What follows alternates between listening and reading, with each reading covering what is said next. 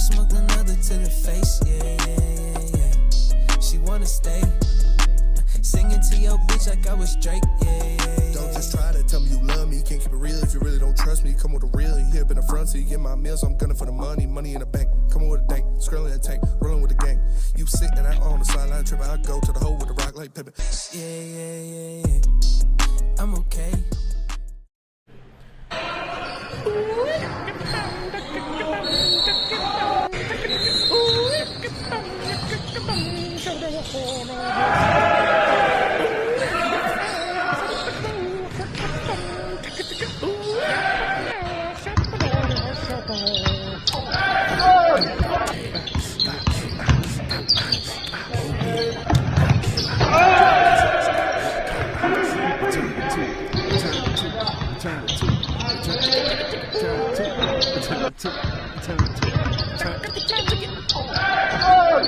So, that was that. What up, though, everybody? Welcome back to the Woodward Heavyweights live on woodwardsports.com. Make sure you like and share the stream. If you're listening on audio platforms, leave a 5-star review, especially for that great intro. Audio listeners are going to be like, what the fuck is this? But, you know, you just got to do it. 5 stars. Our boy Cade out there showing out for the USA Select team. Sir. Said he was the best player on the court. Yes, sir. Out there making plays, didn't miss a shot. I think 4 boards, Yeah. 4 assists, right? 101 from 3. Yeah. That's nasty. That's awesome. That's against like the next generation of greats. Yeah. Saying man's look nice. Man's look real nice. Could have made the team too, but he denied it. Wanna know why? Why? For you fans. Yeah. He said, I got a job to do. We actually I have got a this team to to return return to. We'll get into that later. Okay. We're gonna get in deep to Cade talk later in the show. But, Cade talk. We got a lot to talk about today. Lions, big news coming. And we are going to announce what the Lions' big news is. I know you guys have seen it all over Twitter. You've seen all the beat reporters putting up GIFs, putting up the side eyes. Lions have some big news that we'll be able to announce if we hit 125 likes. Well, I like that. So make sure you make it happen. It's gonna be hard to contain. It's gonna be hard to contain. But honestly, I almost That's fair. just spit it out right there. But pause. I'm excited for this. How many people do you think like what's the split of excited fans versus like fans are like like split of like 70 happy? I think it's 80-20. 80-20? I think it's going to be 80-20 excited. I think it's definitely going to be a shock. Yeah, it's going to be a Like a big shock. surprise. It's pretty wild, honestly. We might have foreshadowed it before. I'm just saying, the heavies, like we heavies usually know do. they shit. Heavies know they shit. Like we usually do. That's all I'm saying. But we got a lot to talk about, especially that, like I said, you guys have seen it all over Twitter. Lions Twitter is going nuts. There's a secret to be told, and we will tell it here if we hit 125 likes. But that's up to you guys. And to let you guys know too, like we will be getting in trouble for sharing the news. So like, just know we love you. Yeah. Just know we love you. This news ain't supposed to be reported on yet. And you want to know why we report that news, Spinny? Why? Because we have the official Detroit Lions beat reporter for Woodward Sports Network, Broder in the house on the ones and twos, former D1 athlete. Let's go! Let's go, baby. Let's go. Dude, you guys are teasing. I know. I don't know if they are ready for it. They're 100,000% are not ready for it. Chris, I actually got one more picture I'm going to send you that I forgot to send you because some other shit went down this weekend. I'm going to skip over it, though, till I get that picture. I do have one question for you, bro, while we do have you in here. Why did Jacob send a picture of freaking, what's her name in the chat? The porn star. Jacob? Oh, Yeah, that's who he's going on a date with later. That's why I couldn't make the show today. Yep. Okay. Man's a bit preoccupied. Booner, while we do have you here, and you've been there. God. She pretty can much preoccupy me for sure. For sure. She's gorgeous, and she knows how to work every bit of what God gave her. She's a talented actress. I do a lot. Would you really? Yes. Yeah? Yeah. Knowing like the history and everything? Yeah, I don't care. I Do not care.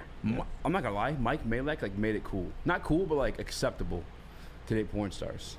Like, he was a badge of honor. As long as you're not being Adam 22, like. Yeah, that's the part.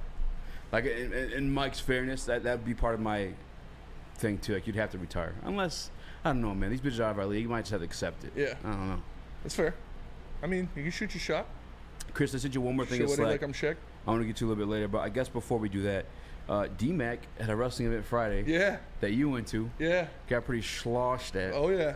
From what I heard. Yeah. Me and Beth went down to, it was at Old Miami. Okay. D-Mac was not wrestling, obviously. Wow. Yeah, he has 4 broken ribs. He was on the men. But it was a deathmatch wrestling event.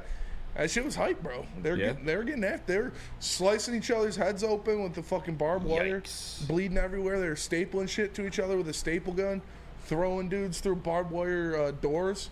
Rake was there. There's a bunch of people. It was a lot of fun, man. I had a great time. It was at the Old Miami. It was outside, and it was sick, man.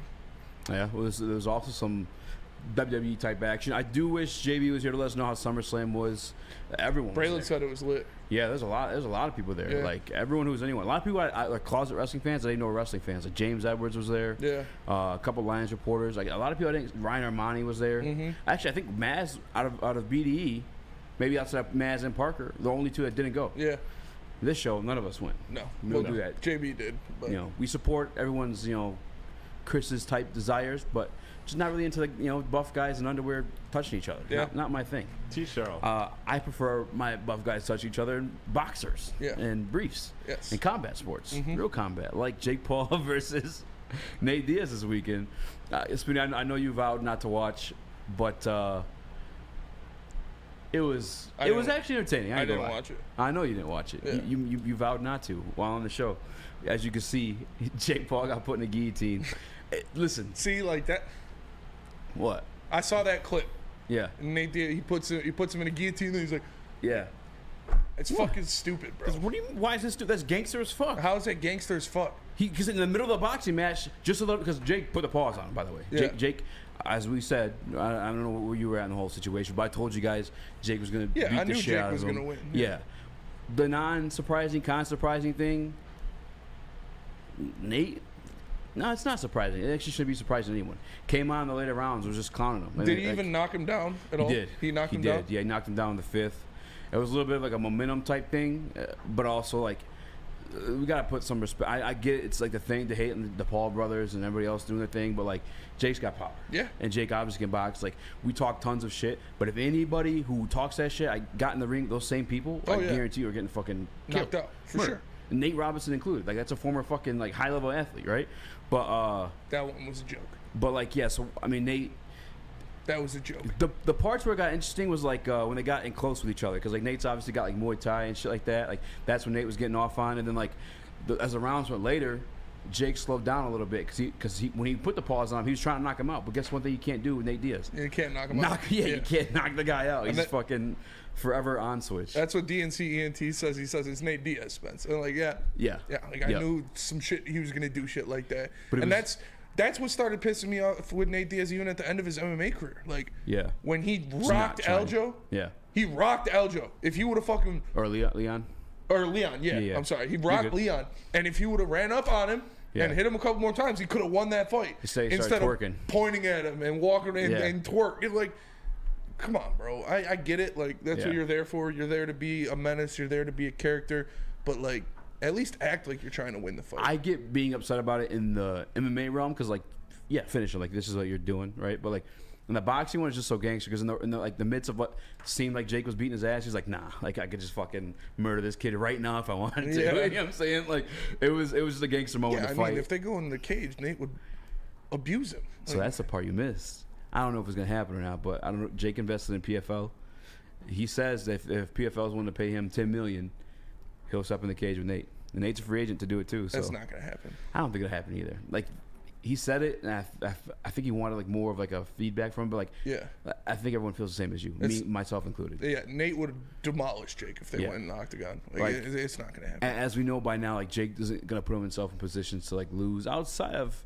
I think I got a little risky with Tyron. And I know he knocked Tyron out the second time, but that was on a 2 weeks notice for Tyron too. Yeah, you know what I'm saying. But if it happens, I mean, we know how that one goes. Nate fucking destroys him. Mm-hmm. Not even close. You think he's gonna fight Conor next? They were chirping back and forth. I think Conor's still technically under contract with UFC. But how do you do the Floyd shit?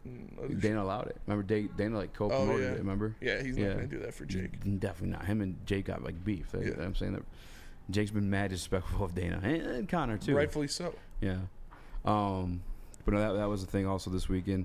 I do want to ask Broder one question.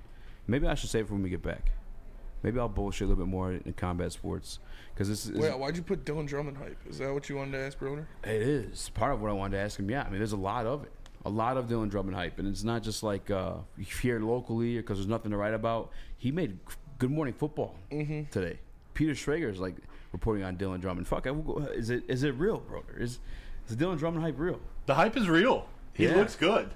I mean, he doesn't have a roster spot guaranteed by any means, but he's made all the plays. He's done all the things that you want your undrafted free agent rookie to do. He looks good. He looks like he belongs in the NFL. Whether that happens this year on this roster, who knows? But he's showing up. He's making a case for that maybe last wide receiver spot.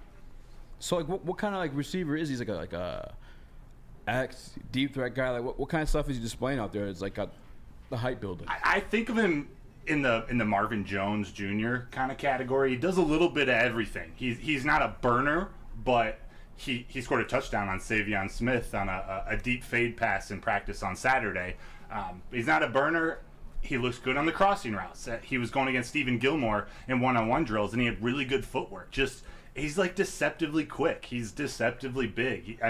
I bet his stats or his his height, his weight, his metrics. If you were to look at them, they probably don't blow anybody away. But he's one of those guys that just seems to get open. He just seems to be a little faster than the cornerback. He's been showing out. Yeah, looking at his combine results and his pro day stuff, he's 6'3", 194, a 4'6", 240, but a 1.6 10-yard split.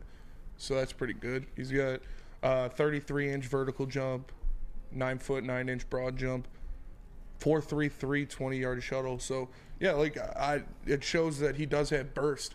He might not have that straight line speed, but he's got burst and he's pretty good size. So we'll see. I don't know.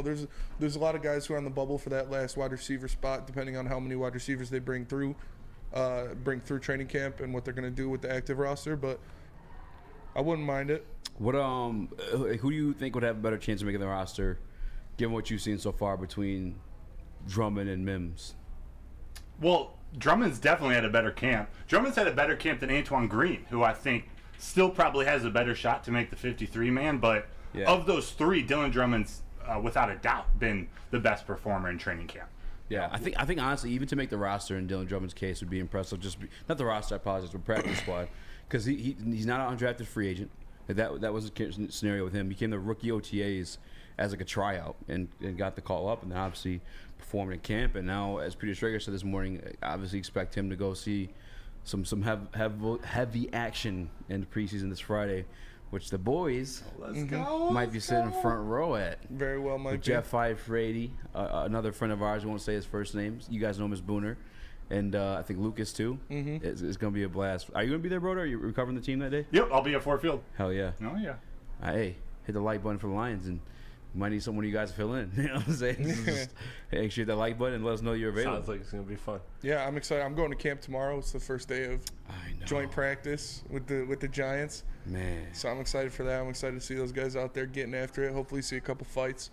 I'm working. Well, yeah, I guess fights. Just don't want to get hurt. It's not like I have a parent. It's like a old, boring parent. Yeah, you are. I don't want. You want the players to get hurt? You got fucking 3 days left. 3 days. Are you going to be back for the heavy show tomorrow night? Yeah. So you can give the report. Oh, yeah. You can share. Let's go. Get both of you guys in there. I'll tell you where we'll be at Friday before we're at the Lions game, and that's Dispo in Hazel Park, located at, I don't have that. 634 West 9 Mile Road. It's myself, Spinny, Ermanni, Edwards, Maz. You don't know Maz, be off the gummies. Come prepared as Dispo Dispensary takes your campus experience to new heights. See you guys there from 2 p.m. to 7 p.m. at Dispo Dispensary, your local campus plug. 40% off for first-time customers, too. The only sports network in Detroit that starts with a W. You know, because we win. Woodward starts. Detroit's winning sports network. Introducing the Planet Fitness Guide to getting that post-workout glow. Step 1. What's your why? More epic energy? Better sleep? Blow off steam? Step 2. Join Planet Fitness for just $10 a month and get moving in our clean and spacious clubs. Step 3. Bask in that post-workout glow. Join Planet Fitness today for just $10 a month. Join today at any of the 50-plus Detroit area locations. It's the Randy Wise Celebrity Golf Tour. You're a good coach, Tim. Oh, great shot. Some of the biggest names in Michigan sports, and some, well, not so much. Oh, yeah, baby. Oh, yeah, baby.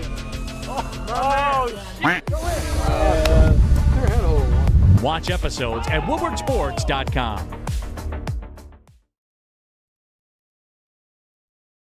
You have an opinion? Make sure it's seen and heard.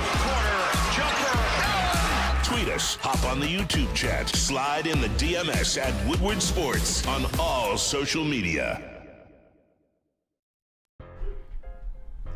What up, though? Welcome back to the Woodward Voice live on woodsports.com. I'm Eazy. That's my guy, Spinmo Rex. What up, though? Young Chris, Big Bro, Matt Bro on the ones and twos. Shout out to him for filling in for JB, who still got a WrestleMania hangover, or SummerSlam. SummerSlam. Yeah. SummerSlam. Sorry, that's all I'm saying to me. I just know. Yeah. Gloss over that one. I like all the topics today. It's because I did most of them. I'm just kidding. But a lot of people were hyping up the Teddy Bridgewater stuff, gassing it up. A lot of people fucking hungry for some Teddy Bridgewater. Teddy Two Gloves. Teddy Two Gloves. Teddy Two Gloves. Gonna change the trajectory of this team. Yeah. They want a backup quarterback bad. Mm-hmm. And a certain quarterback thirsty for a job out this weekend posted some pictures. I probably should have included these. It's my bad, but Carson Wentz. Bro. It is embarrassing. What a fall from grace. Carson Wentz posted the video or pictures of him wearing Eagles helmet, a Redskins jersey, and Colts shorts. Yes. Doing workouts in his own training camp, and it's just cringe. Are you saying you want Carson Wentz? I'm just saying if we're gonna make a case, we're building a case we need a backup quarterback. What if Goff goes down? This is our year. Which people are wrong in making that argument. Yeah. If I'm picking a one out of the bunch, you take Carson Wentz over Teddy Two Gloves. 100%. Yeah, I probably would too. It's not even close. I mean, Carson Wentz before like the injury was nice, dude. That year that they won the Super Bowl, he was like MVP on pace, candidate, right? Yeah. It's kind of crazy, like what happened to him since. It's kind of honestly mind-boggling. Mm-hmm. I think he had a pretty solid year the following year, and they made the playoffs with like absolutely no one. But I don't know, man. And he had an opportunity with Frank Reich, who made him look the way he did. It's like the same way I give Ben Johnson credit for making Goff look good. Frank Reich was that for Carson Wentz once upon a time, and he had an opportunity with him in Indianapolis, but it fell through. Yeah, that year they won the Super Bowl in 13 games. He had 3,200, almost 3,300 yards, 33 touchdowns, and 7 interceptions. Bro, like how many games is that? 13 games. In 13 games, he had 33 touchdowns. Yes. That's insane. Yeah. That is insane. Like think about it this way. Last year, in a 17-game season, Jared Goff had 29. You know what I'm saying? If Carson Wentz, and here's the thing too, is I don't know if he takes the job, because like, would you, after already being the number 2 guy behind Goff in the draft class you came out of, fizzling out after that too, would you have like enough, would you be able to swallow your pride to then become the backup quarterback to that guy who was taking over you in that draft class? Yeah, I don't know. I mean, if he wants a job, he's going to have to swallow his pride, because he's not getting a job as a starter. And I saw somebody, where is it? Burns says, bro, that's like 8 years ago. Yeah, well, in 2021, in 17 games, he had 3,500 yards, 27 touchdowns, 7 interceptions. Wow. Damn. Yeah.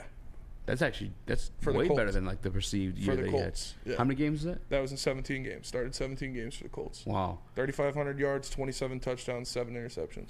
That's crazy, because like that's the year they lost to the Jags, right? To miss the playoffs. Last year in 7 starts, he had 1,700 yards, 11 touchdowns, 9 interceptions. And I get Burns, 8 years ago. You're 100% correct. But if there's an argument for Teddy Bridgewater to be signed, There's a bigger argument for Carson Wentz. thank you. Yes. Like if you're looking at Teddy, I don't want either of them. That's where I'm at. Zero, nothing to do with Don't it. care about it. No. You just don't care. No. Want is different. If they sign him, cool. If they don't sign him, cool. I don't really care as much. I'm just Carson saying. Wentz is going to be more expensive than Teddy Two Gloves, that's for sure. Yeah. But again, though, if this is that year, like let's get it done. Like, if this is the year, I'm saying like you think you're gonna do something. Yeah. Because the other thing What too. if he Nick Foles'd Jared Goff, like how Nick Foles did him? We ain't speaking on that, but but that's why you would sign him, though, right? Carson Wentz redemption arc. Yeah. Seriously. You know who was Nick Foles' backup in that game, that Super Bowl? Who? Nate Sudfeld. Nate Sudfeld. The studster. He's got a ring. I heard he's been looking pretty bad as of late. Am I wrong there? No, he didn't look good on Saturday, but he's never looked great. He just looks like Goff 2.0, a little worse version of Goff. Not a single play in the playbook needs to change with him in there. Just the quarterback, his talent is a little bit less than Goff. I think it's more than a little bit. Okay, it's a lot of bit less, but he's sufficient, I'll say. I feel that. Yeah, I don't care. I really don't care about backup quarterbacks. I'm just, if we're throwing fits for a backup, that's the guy. I don't think anybody's throwing fits for Teddy Bridgewater. Dog, they were throwing fits. I remember we brought it up at Dispo, and Jeff and Lucas were like snapping us. You don't want Teddy Bridgewater? Oh, yeah. You don't want Teddy Two Gloves? Teddy Two Gloves. Like, no, I don't give a fuck. I don't give a fuck about. Listen, the Dolphins are a perfect example. Like a guy that I feel is a great offensive mind in Mike McDaniels. Making things look great with Tua, who at one time was compared to Goff. Tua Two Gloves. Tua Two Gloves. Went from golf comms to some people having golf over him to like legitimately had a case last year to be ranked over golf and more, just a little bit of action he had.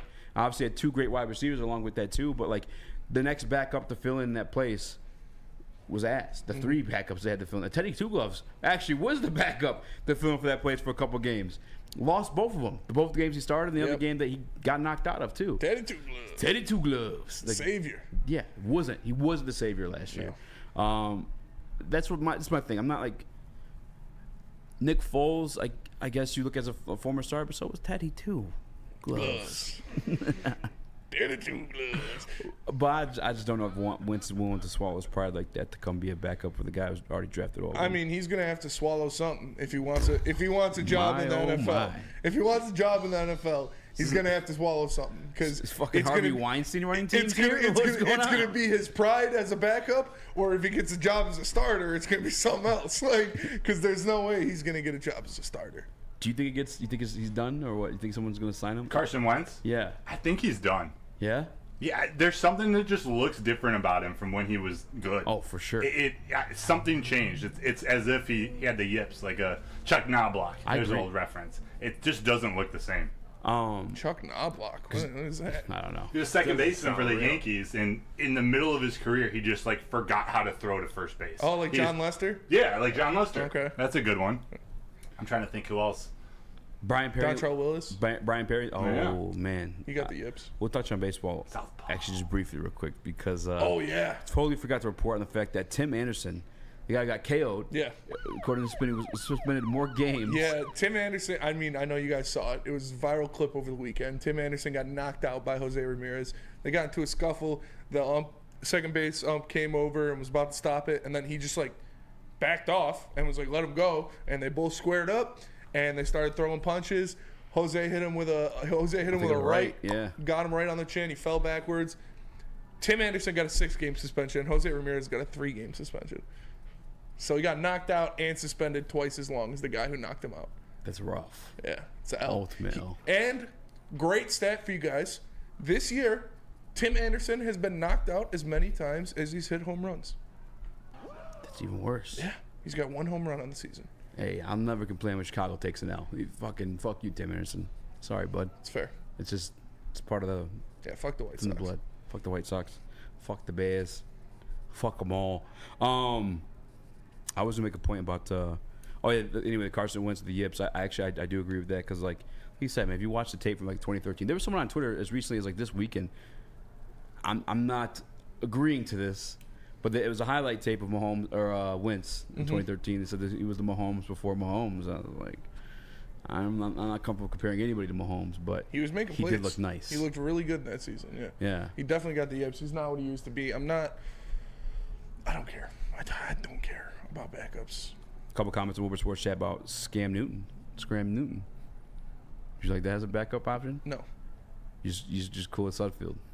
Yeah. Really? I'm not paying. You think Cam gives us a good percentage of winning a game? Probably higher than Nate Sudfeld, yeah. Yeah, that's what But I'm not saying. enough money to be worth, or not enough higher of a percentage than to be worth paying him, what, $6 million a year? I don't think. Let me see what he got. Because he got signed for what? A couple games last year? Yeah. What did he get? He got $2 million. Oh fuck, cap hit was 6 though. Yeah. All right? I'm gonna check out Nate Sudfeld's. Hold on, we're gonna do the math. Cause I'm kind of like for it. I just want somebody who was like, no disrespect to Teddy Two Gloves, but like somebody above him. Teddy Two Gloves. That's played at a higher level than him. I know Nate Sudfeld was there for the Super Bowl, but he ain't playing that Super Bowl. Maybe the fucking preseason of that Super Bowl. But maybe he shuts us up while we're sitting front row on Friday night. I can't find anything on Sudfeld. Ryan says the Whites don't like Cam that much. The Whites don't like Cam that much. I liked Cam when he was good, but he's not good anymore. I didn't know if we should or not, but there's a whole thing that went down in Alabama this weekekend. Did you see that? What? Oh, you didn't see the brawl? Oh, the boat thing? On the docks? Yeah. Oh, yeah. The mini boat race war. Race war at the ferry? Is that what they're... I don't know why they're painting it as that. I don't know, but it was that, legendary. Huh? Bro was smashing people with that chair, man. That was the wildest That part. shit was awesome. It came out of nowhere. And the guy that dove into the water was... That was awesome. That was smart. He's like, these motherfuckers can't swim. I'm going in safe lane right here. Yeah. They were beating the shit out of that lady and then pushed her in the water.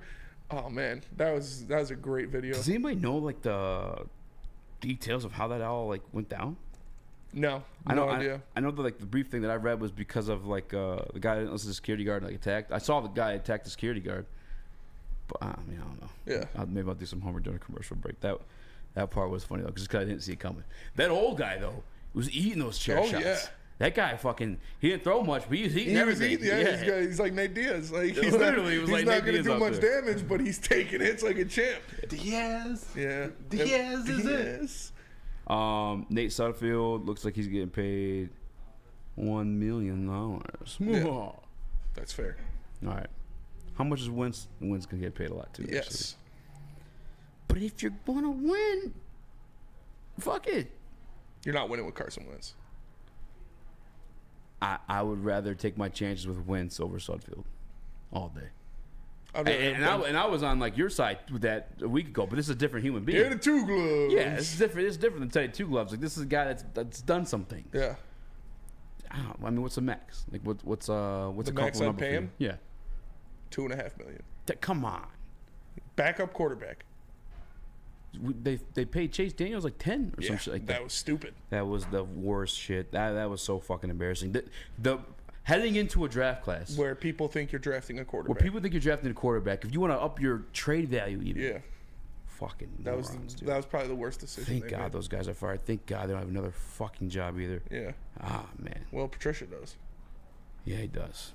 With the Eagles, with Darius Slay. Yeah. I guess they squashed that thing, though. He needs a guardian when Darius Slay is around, that's for sure. And if you need a guardian, all you got to do is hit up Guardian Alarm. Because Guardian Alarm offers you customized solutions from real experts. Their professional technicians take the time to recommend security and automation solutions specific to your needs. They also have 24/7 professional monitoring. You can call them anytime, day or night, and no Guardian Alarm team member will stay on the phone as long as needed. And of course, they have technology backed by people. Your safety and security deserves technology. It's been proven to work, and people who have been proven to care. So call them at 1-800-STAY OUT. That's 1-800-STAY OUT right now, and let them know Woodward Sports sent you.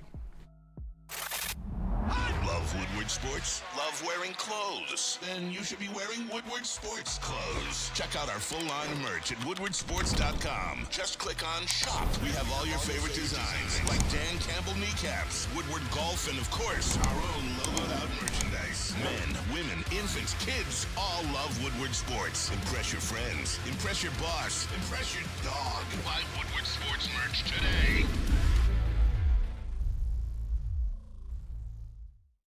Walk into any Lady Jane's Haircuts for Men for an award-winning haircut experience and automatically enter for your chance to win not one, but 2 vehicles of your choice, courtesy of Les Stanford Buick GMC of Ferndale. That's right, 2 cars, one for you, one for your wife, your girlfriend, or your best bud. Lady Jane's Haircuts for Men, open 7 days a week. Walk in anytime, sign in, sit down, watch your favorite team play, and before you know it, your hair will be game ready. Let one of our talented, award-winning stylists make you look handsome and clean. Lady Jane's Haircuts for Men. It's wicked awesome.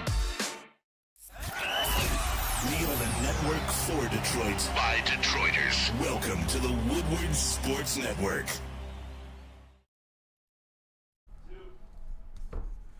This Thursday is the very first night of the Woodward Sports Golf League, starting at 5 to 7 The boys might pull up, get some discounted food, but more importantly, you could come through and get 50% off your first visit at 5 Iron Golf by using promo code Woodward at checkout. Check out Darren McCarty, Braylon Edwards, the real Chris Platte, maybe even Matt Broder pulls up in 5 Iron Golf League. Play like the professional, the best courses there is to offer, all on 13 TrackMan simulators and more at 5 Iron Golf in downtown Detroit. What up, though? Welcome back to the Woodward Heavyweights live on WoodwardSports.com. I'm your boy Eazy, joined by my guy Spin More Racks. What up, though? Young Chris and the TD both. Matt Bro on the ones and twos. Shout out. Official beat reporter for the Detroit Lions, or for Woodward Sports Network, I should say. I'm going to call a little bit of an audible for our guy Noah, just so he gets some clips out. And I know that they made this a graphic, Chris, if you can find this one, I sent to John Kaminsky. Yes, sir. Speaking about the Detroit Lions second team, more specifically the second unit, being just as good as the first. And I got to ask you, the listeners, Chris, Matt Bro, who was there, calling cap or facts? Slight cap. Yeah. Slight cap. But you look at it, who would be on that second team, that second unit of the defensive line, it would probably be Kaminsky, Buggs, Romeo Okwara, and James Houston. That's pretty damn good. That's a pretty damn good unit. And you can throw Josh Pascal in there as well. So the depth of this defensive line is definitely not something to be trifled with. You're going to have guys moving in and out, guys that are very capable, guys that have made a lot of plays last year, and guys that are coming back off injuries like a Pascal, Romeo, and John Kaminsky, who, when they played, they made impacts. And now they're going to hopefully have completely healthy seasons, be able to play the entire season and make something happen. So I think it's slight cap because, Hutch is by far and away the best defensive end we have. Yeah. Ali McNeil is by far and away the best defensive tackle we have. So I wouldn't say they're just as good, but, they're no slouches. I get where he's coming from because there's some dudes on that second unit as well. Yeah, I'm with you. It's easy to say cap because the Aiden Hutchinson part of it. Aiden's supposed to be the premier edge rusher. He already made the top 100 after just 1 year participating in the NFL, and I think he brought a sense of consistency in the second half of the year that you could brush off how the slow start that concerns some other people, ourselves included.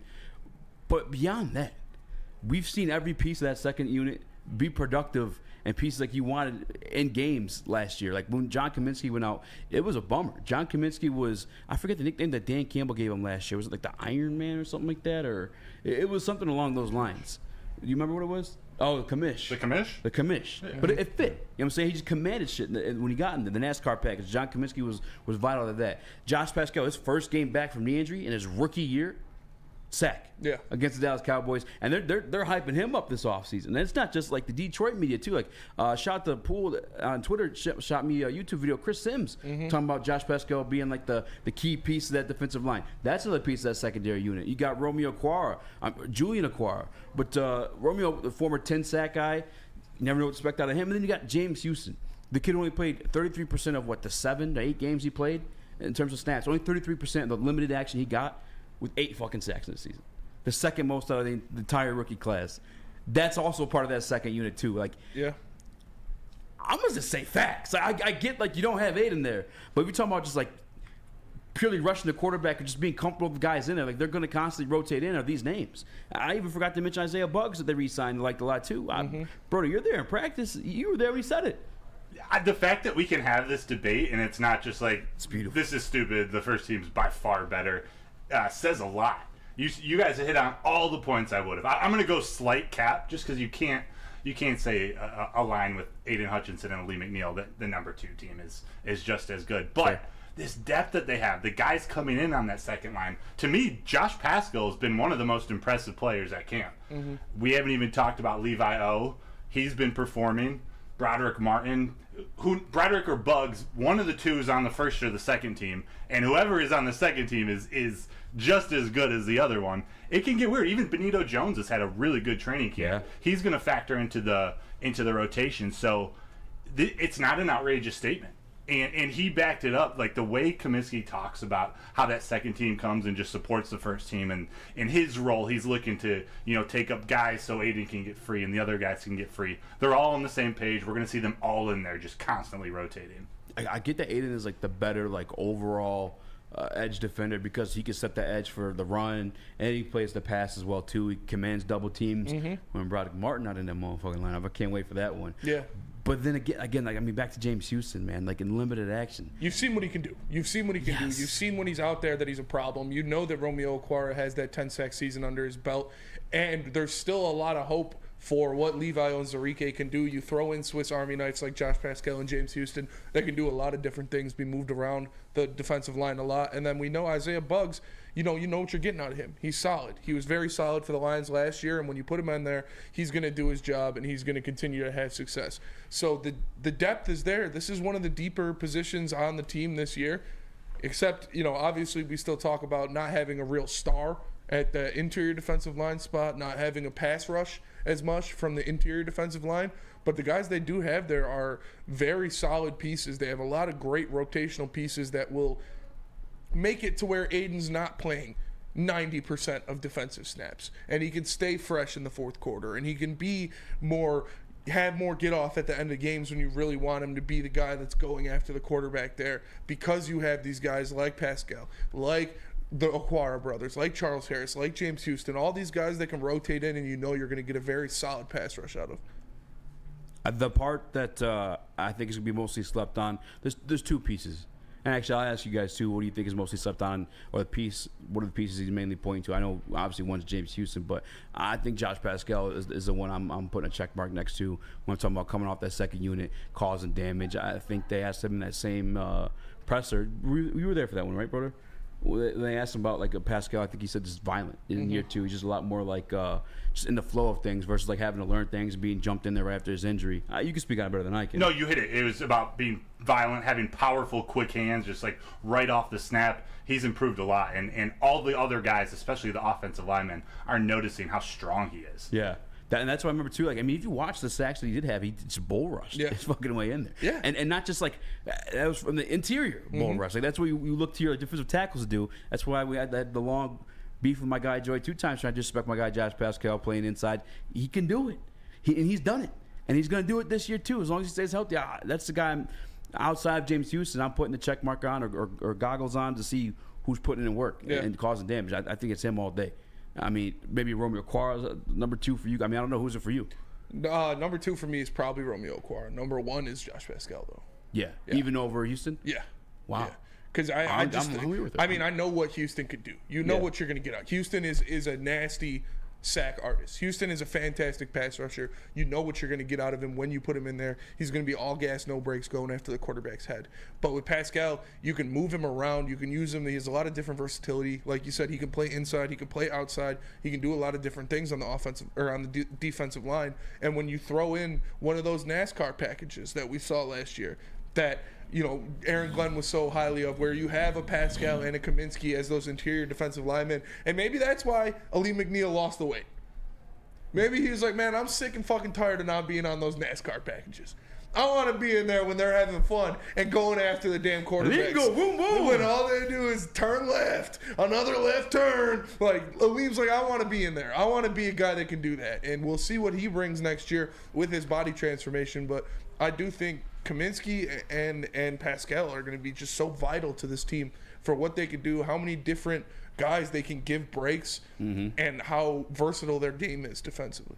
Yeah, I truly think there's like a bit of a untapped ceiling. I'm not saying like superstar when it comes to Josh Pascal, but definitely like no disrespect to Kaminsky, but maybe even an upgraded version of Kaminsky himself, just because of the prospect he was coming out of the draft. Like, this is a second-round pick that was highly sought after. We looked at the PFF numbers in terms of like pass rush grades. I believe he ranked like the number 1. And again, like you said last week, we played in the SEC. We're talking about Josh Pascal here, and I think of just the mentality this kid had. And I know people probably heard the story from last year too, but to come back from having cancer to becoming like still a captain of the team, and then also have a productive year enough to get drafted in the second round is like very, very impressive. And I remember looking back at OTAs, the guy that was popping off most, the 2 names they mentioned the most last year was Malcolm Rodriguez and Josh Pascal. As before he injured, he had the hernia or whatever it was with his hip, but like just on the pad work, just the violence he brought then in just his rookie year, it was intensity that you're hearing from former players, coaches saying that's the type of intensity that the greats bring. It's the type of intensity that you're there after practice putting in more work. And listen, I'm gonna just go facts. Outside of Aiden, I get it. Aiden's like the stud, but every other piece outside of that, I think it's kind of equal footing. Like you're not too upset if one of those guys goes down, another one of those guys step up, maybe outside of a lean, and that's more based off like us here in the hype. Big body Broad. Big body Broad. I see him as a starter. You don't? No, I see him as a starter. Yeah, that's what I'm saying.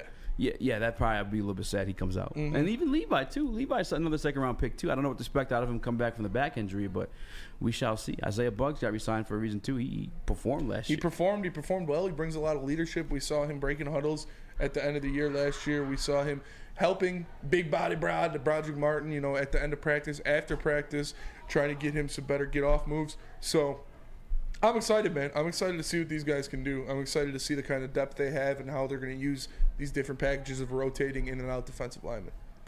I think the way I look at it and what he's saying, the way I interpret it, is the first line has the star.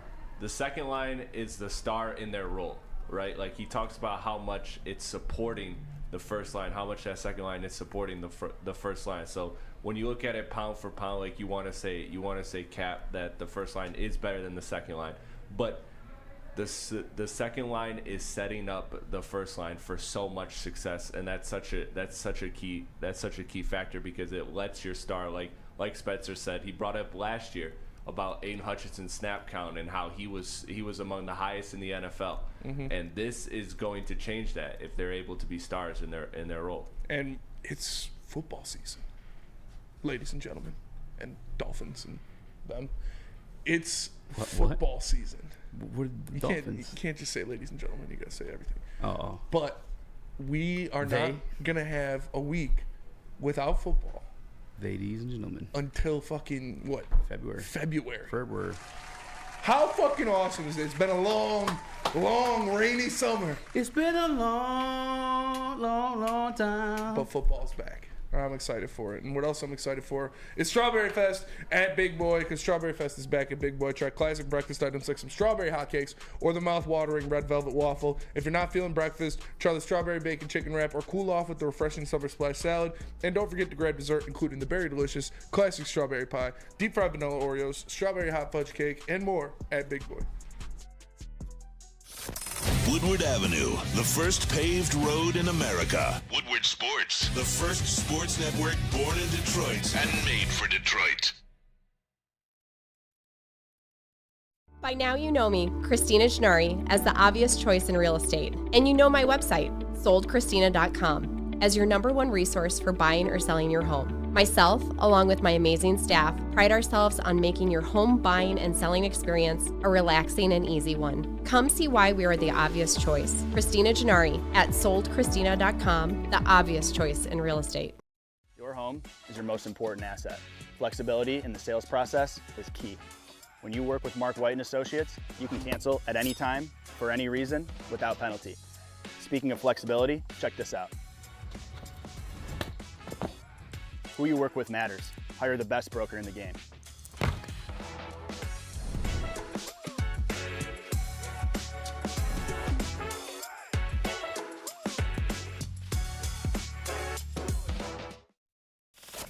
We don't like to brag that we are the toughest sports network in Detroit, but we do have a guy named Darren McCarty on our side. Woodward Sports.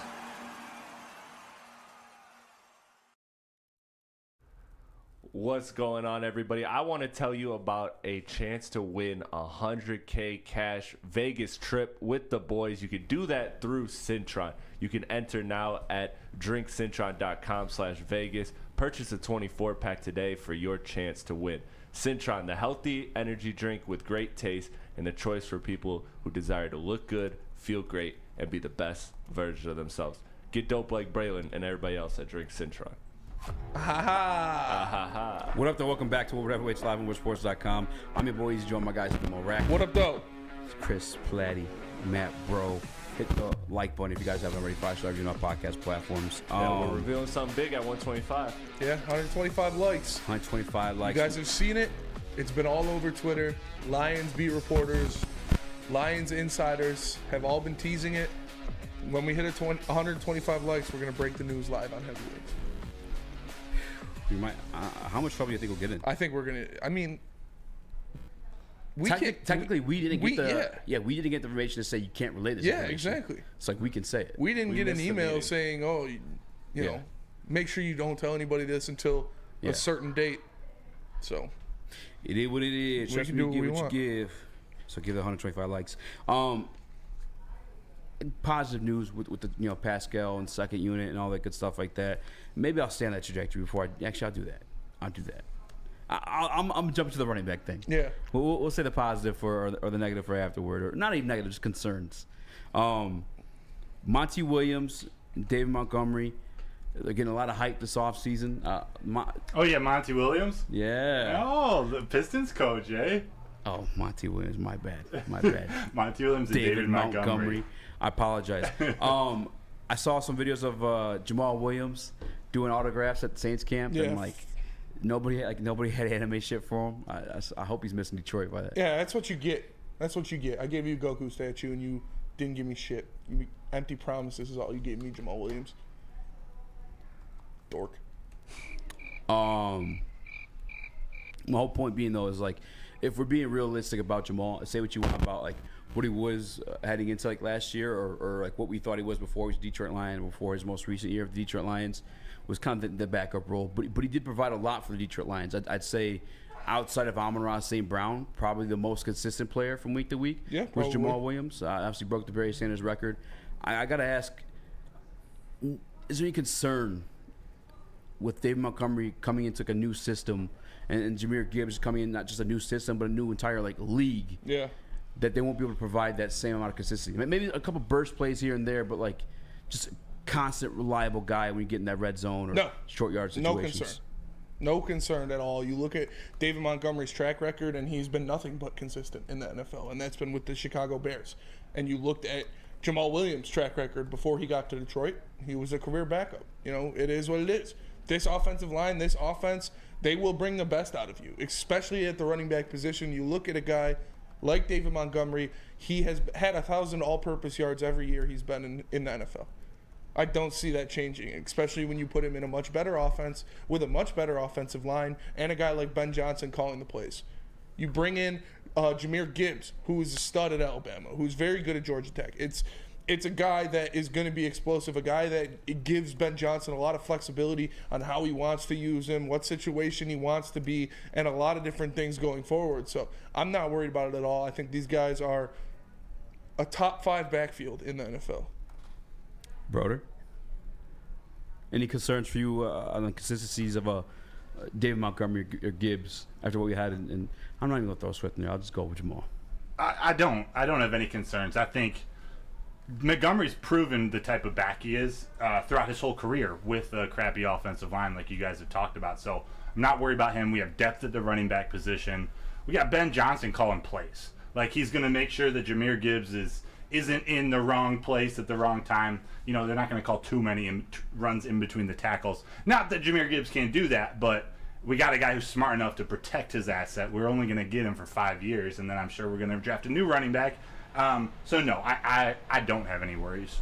Yeah, I don't have any worries either, but it's just something I heard along. I was listening to another podcast over the weekend, and it was a question that is there concerns that Dave Montgomery could bring the same consistency as Jamal? Because they were basically along the lines of saying we were kind of ungrateful for what Jamal brought, but you got to realize what Jamal brought was also gifted to him by that offensive line. It was a goal line merchant. Yeah.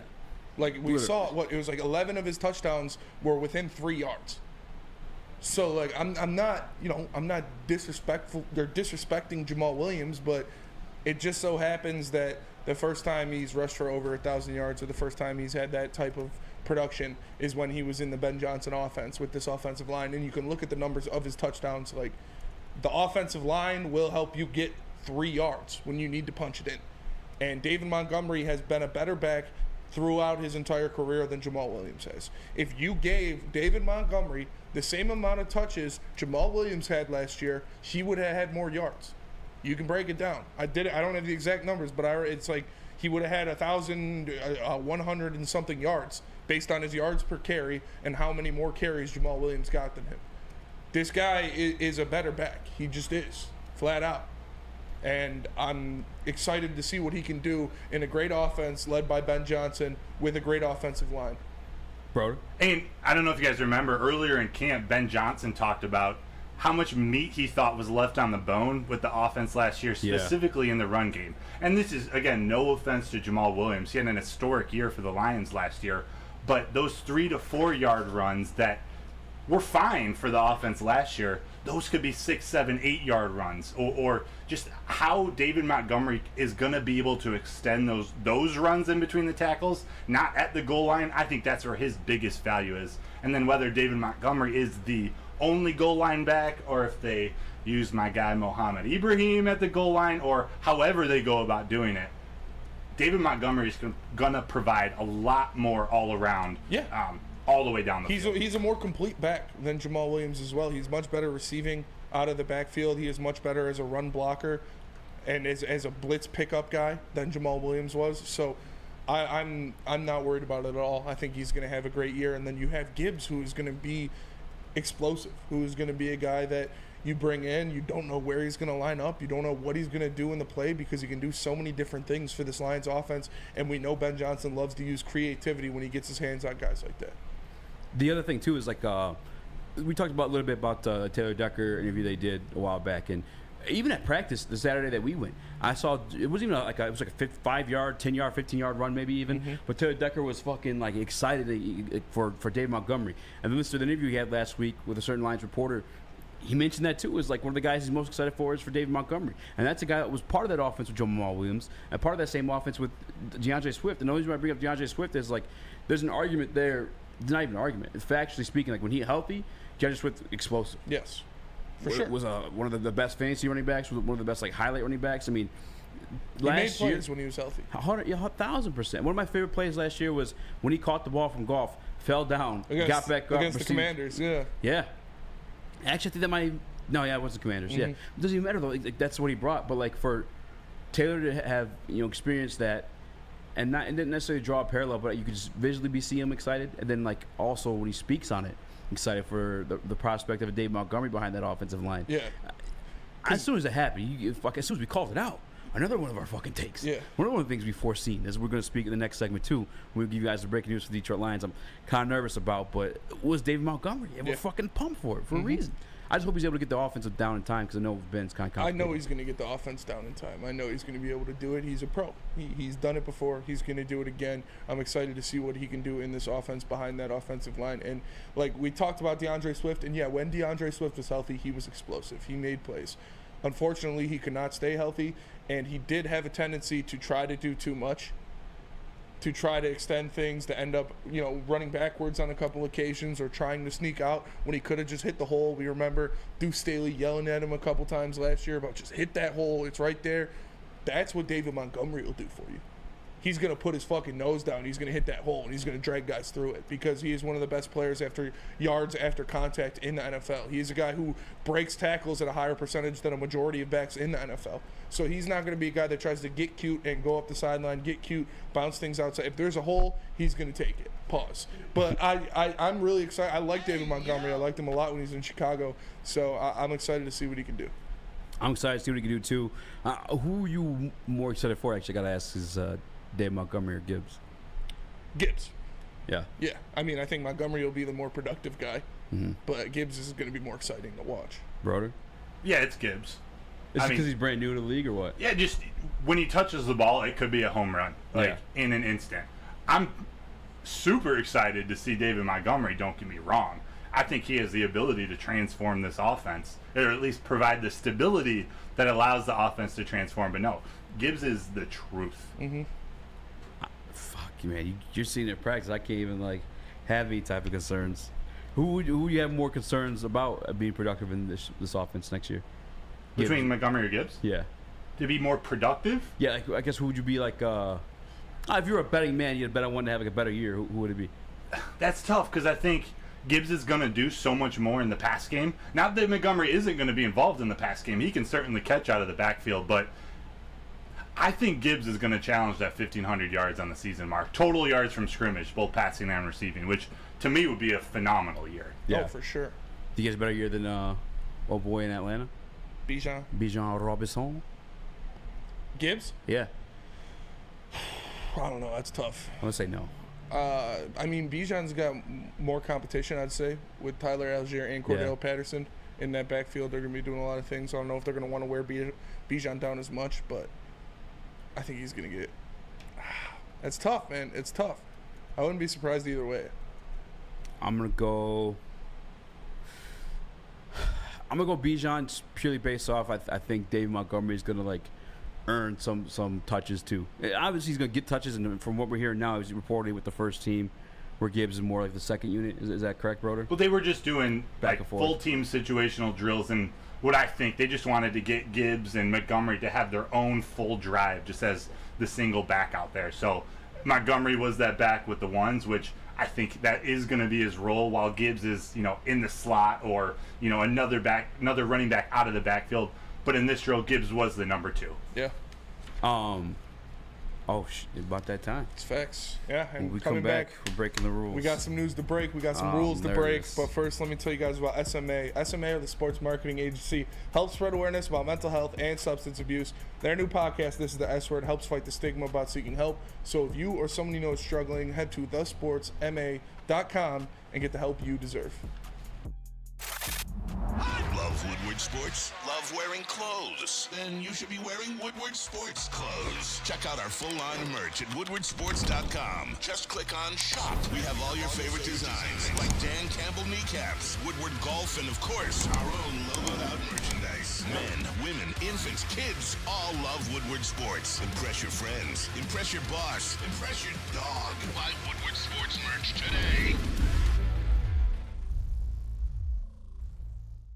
At work and at home, we're there with smarter security solutions. Featuring complete automation with customized alerts and more. For over 90 years, we've been the company that's been counted on to protect what matters most, all with personalized service and care. Right now, for a limited time, receive a free video device plus free installation with a new home system. Guardian Alarm. We protect Michigan. Make sure it's seen and heard. Corner, jumper, tweet us, hop on the YouTube chat, slide in the DMS at Woodward Sports on all social media. At Academy of Warren, they have a brand new state-of-the-art sports dome field house with a regulation basketball court, volleyball court, and soccer field. Also, all of them can be used for 7-on-7 football. At K8, that features AM and PM latchkey, small classroom sizes, Learning Street Futuristic Media Center, free breakfast and lunch, Houghton Mifflin curriculum, 2 more for you, academic games, and K8 athletics. Don't forget that Ermanni and Edwards will be broadcasting from their carnival on August 24th. So come meet the staff and explore your child's new school. The Academy of Warren is now accepting new enrollment, so go to academyofwarren.net. That's academyofwarren.net. What up, though, and welcome back to the Woodward Heavyweights live on woodwardsports.com. I'm your boy Eazy. That's my guy Spin More Rex. What up, though? Young Chris, Matt Bro. We have been informed. We're being silenced. We're being silenced by We're being silenced. That's why. I got like 6 texts in a row from the top brass. We're not allowed to say. I gotta be honest. Or we're gonna get Bay-doomed. It is anticlimactic, if anybody was wondering. It's not. Fuck, guys. I'm looking nervous because they said we can't say it, bro. I'm sorry for guessing that. I guess they got an email saying we can't say it before a certain date. That's so whack, dude. Has to be an NFL announcement. I don't understand that because why can fucking Schefter do that shit? Why can Schefter and Woj do this shit during the drafts on days when it's like Lions run this town? Yeah. It's whack. That is whack. We're supposed to be like the bad boys. That's supposed to be our thing. I say you still do it. Dude, I like this job. No, I can't do it. I don't want to get fired, bro. That's whack. We didn't get it. Why don't they email us? They email us with other shit. It's Cody Ingle says because they don't work for anyone.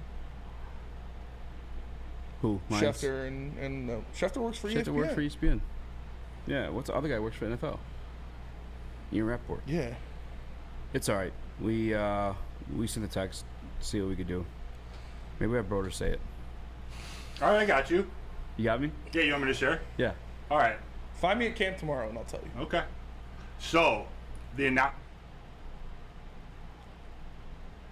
your mic's off. My mic was off? All right, 1 second. Dude, you're muted. Can't hear you, bro. I don't know if it's going to work out today. Fucking higher powers, man. Dude. Reach down and pimp slapping us. Being silent. Guys, honest to God, I'm sorry. I'm sorry about that shit. I really thought we'd get away with it, but there's people in the chat and that also pay certain checks that make other decisions for ourselves and other media members, which is why nothing's being officially reported. But moving on. We'll move on with the show. I apologize. We'll keep it going. Broder, you're at camp. Easy. We'll keep your mic on for this one. We know Amon-Ra St. Brown is the #1 target of Jared Goff this coming season. Damn.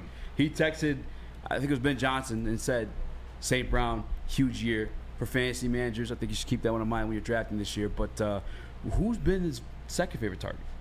Include J-Mo in there too.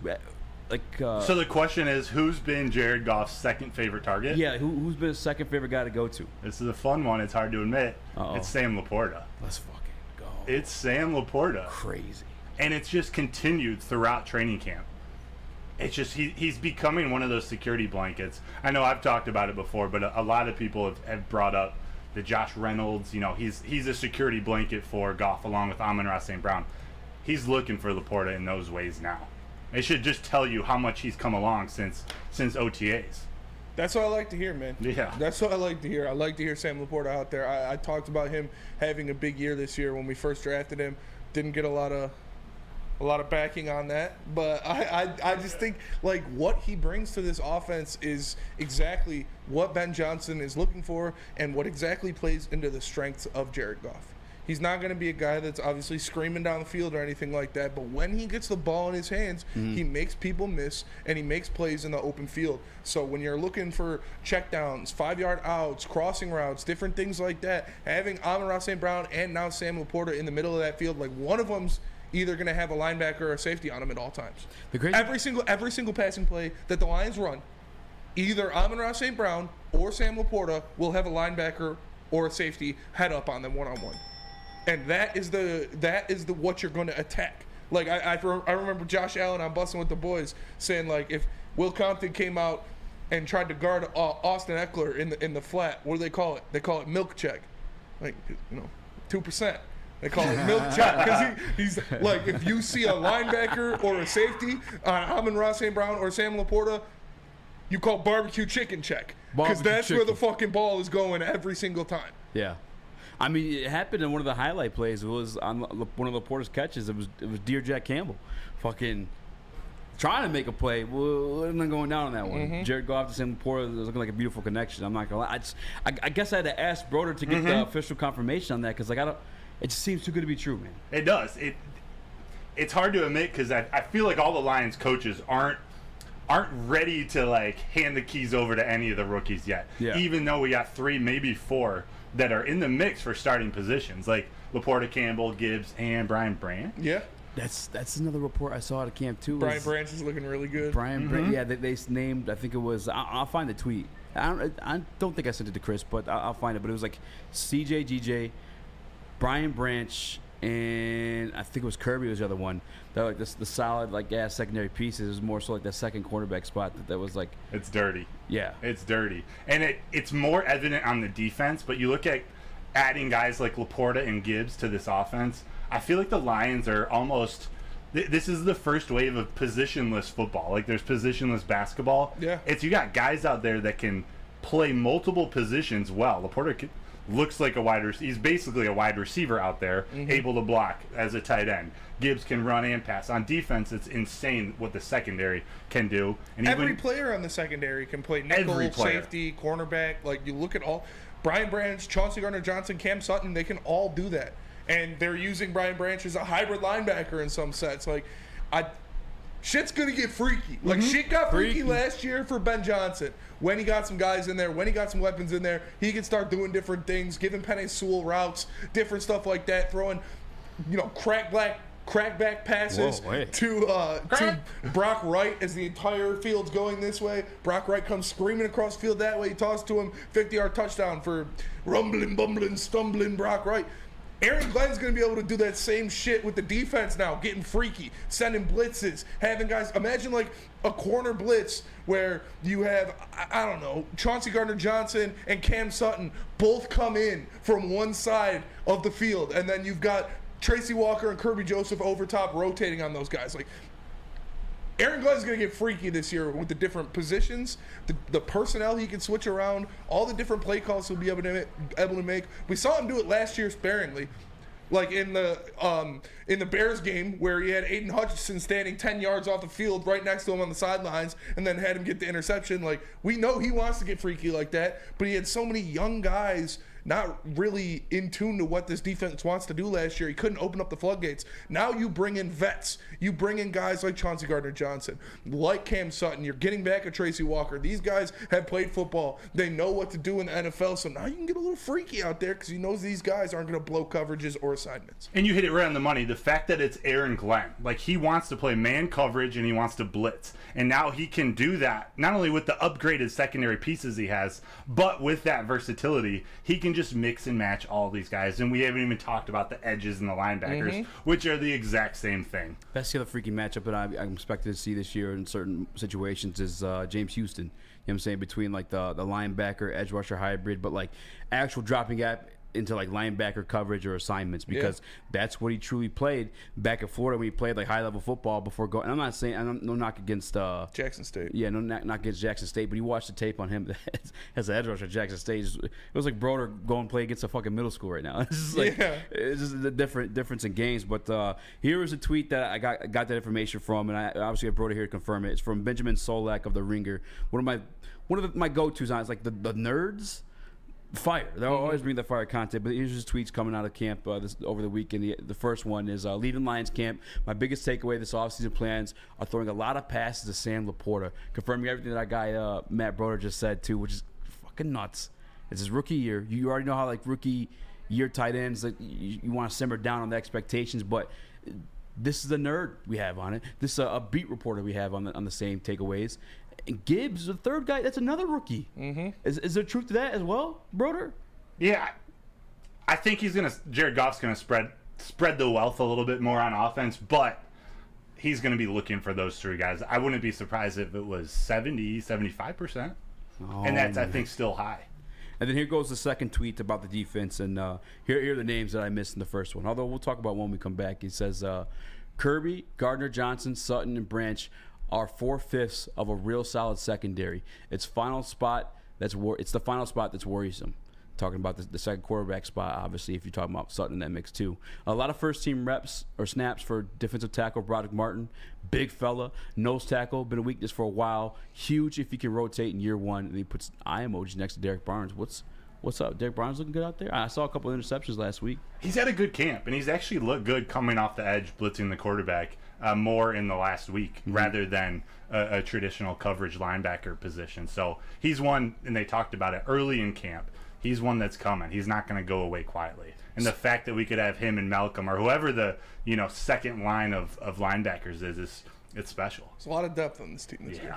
A lot of depth on this team in a lot of different positions. So is Jerry struggling out there, or like is there no answer at CB2 right now? No, I think Jerry Jacobs is it. And I think we haven't seen Emmanuel Mosley out there who will be the number one cornerback when he's back and healthy. Wow. We just don't know how long that's going to take. He's definitely the most skilled cornerback. Like, true cornerback on the roster. Cam Sutton's phenomenal, don't get me wrong. Yeah. He's great at a lot of different positions on the defense, but Emmanuel Mosley can be the one who comes back and becomes our shutdown cornerback by the end of the year. Now, a lot of times when I'm watching these like reps, like they're coming out of practice on the Lions social media account or wherever else, when Brian Branch is making these like highlight plays, a lot of them seem against the second team unit. Is he doing those same things against the first team? Yeah. When he gets the opportunity? First team offense? He's all over the field. Whenever he's out on the field, he's making an impact, or he's around the ball. We talked about Jack Campbell being a heat-seeking missile, a ball hawk. Brian Branch is that in the secondary too. So it's been special seeing him sort of take that next step once training camp started. He looked good in OTAs and mini camps, but over the last week and a half, he's looked like a starter. Does he look better than Tracy? Yeah. Wow. And I'm not saying he's going to take Tracy's spot. I still think Tracy doesn't have that his 100% explosion back yet. Yeah. He's healthy and he's cleared to play. I still think with an Achilles injury, it's probably going to be a few more weeks, or a few more months even, until he's a true 100%. Which again is scary to think that they're still getting better. I love to hear that. Yeah, he did come back a lot sooner than we all expected. They're getting stronger in that secondary, man. I'm excited for it. I got some more questions when we get back. And where you can go to get stronger is Planet Fitness, because Planet Fitness is the home of the judgment-free zone, where you can work out in a non-intimidating, judgment-free atmosphere. The gym that has always been known for being clean is now cleaner than ever. You get a full-body workout in just 30 minutes in a 30-minute circuit, and all memberships include fitness training. You get all this for just $10 a month, or you can upgrade to the Black Card for $24.99. It's Planet Fitness, where your fitness is essential. The only sports network in Detroit that starts with a W. Because we win. Woodward Sports, Detroit's winning sports network.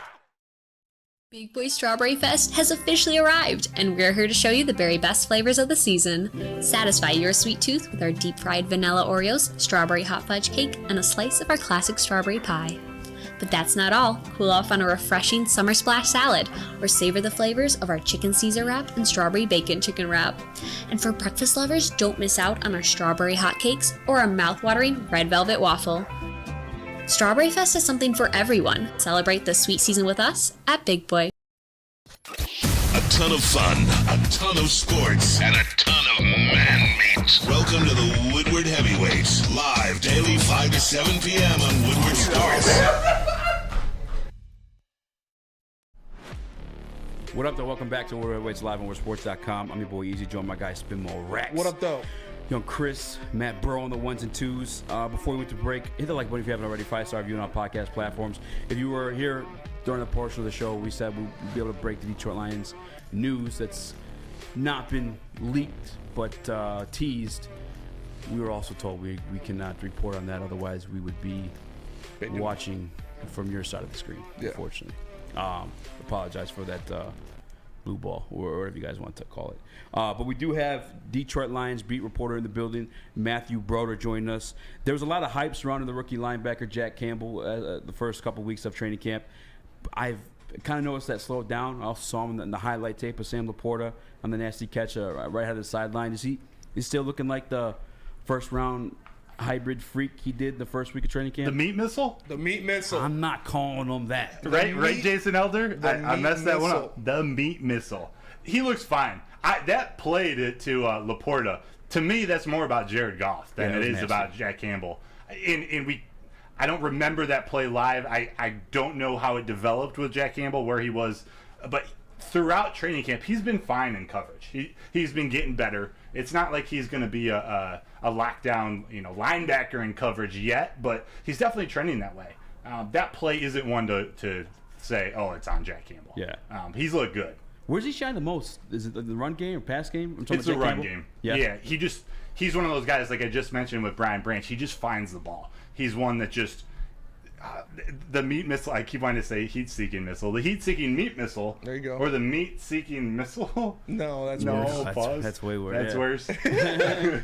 His just natural instincts, especially when they're in 11 on 11 drills, his natural instincts to go get the running back is I don't want to say elite as a rookie, but it's special. So what is that linebacker combination still looking like it's going to be Campbell and Anzalone? Yeah, I think so. Yeah, I think so. Campbellone. That's a good one. Campbell, Malcolm, and Derek Barnes seemed to get pretty equal reps throughout camp. It's going to be hard to deny Jack Campbell that starting spot. Yeah, I like that. Yeah. Sounds like a pizza. I did have some concerns though, because obviously I'm gonna go with Ben Slowak's words, speaking highly of Cam Sutton. Camp, does he look good to you? Because I got another feeling, Chris, if you don't mind playing some of these highlights of Cam Sutton, I've noticed a lot of these highlight plays of these receivers. The one I'm missing, I didn't get to send to Chris in time, was the JMO one, but the Amon-Ra one, it all feels like it's Cam Sutton in coverage. Is he looking good out there? Because a lot of the stuff I can't, again, for the offensive side, it's Cam on the coverage. I think Cam has looked great during training camp. Let's go. This is a side effect from being the number one cornerback guarding the other team's number one receiver. It's going to happen. He's going to get cooked this year. It's what he does the other 98% of the game, and he's been incredible. That's fucking... Yeah, that's not if he's lining up against JMO and Amon-Ra St. Brown every snap, they're going to get one on him. Yes. You're going to see the highlights. You're not going to see the 5 snaps in a row where they don't throw the ball to him because he's got him latched in coverage or he punches the ball out. I also saw a couple plays of Cam Sutton making diving stops to smack the ball out of people's hands. So, I'm not worried about that. That's so. I saw someone posted on Twitter, it feels like a lot of these highlight plays coming on the offensive side has been Cam in coverage. But, I mean, you make a great point, brothers. If a guy's asked to guard the best player on the offensive side of the ball, especially the guy that Jared Goff trusts the most, that shit's gonna happen. And they're not. And JMO too, you're gonna get slaughtered. It's not like they're putting whole camp film at practice. So they're just putting highlights. And those routes and the ball placement from Jared Goff, you couldn't ask for a better play out of the offense. Yeah, their connection, their chemistry is crazy. Walter White. It's crazy, man, and they're just gonna be so much better next. He even said it. He texted Ben Johnson and he said, big year coming for Amon-Ra. Yeah. So.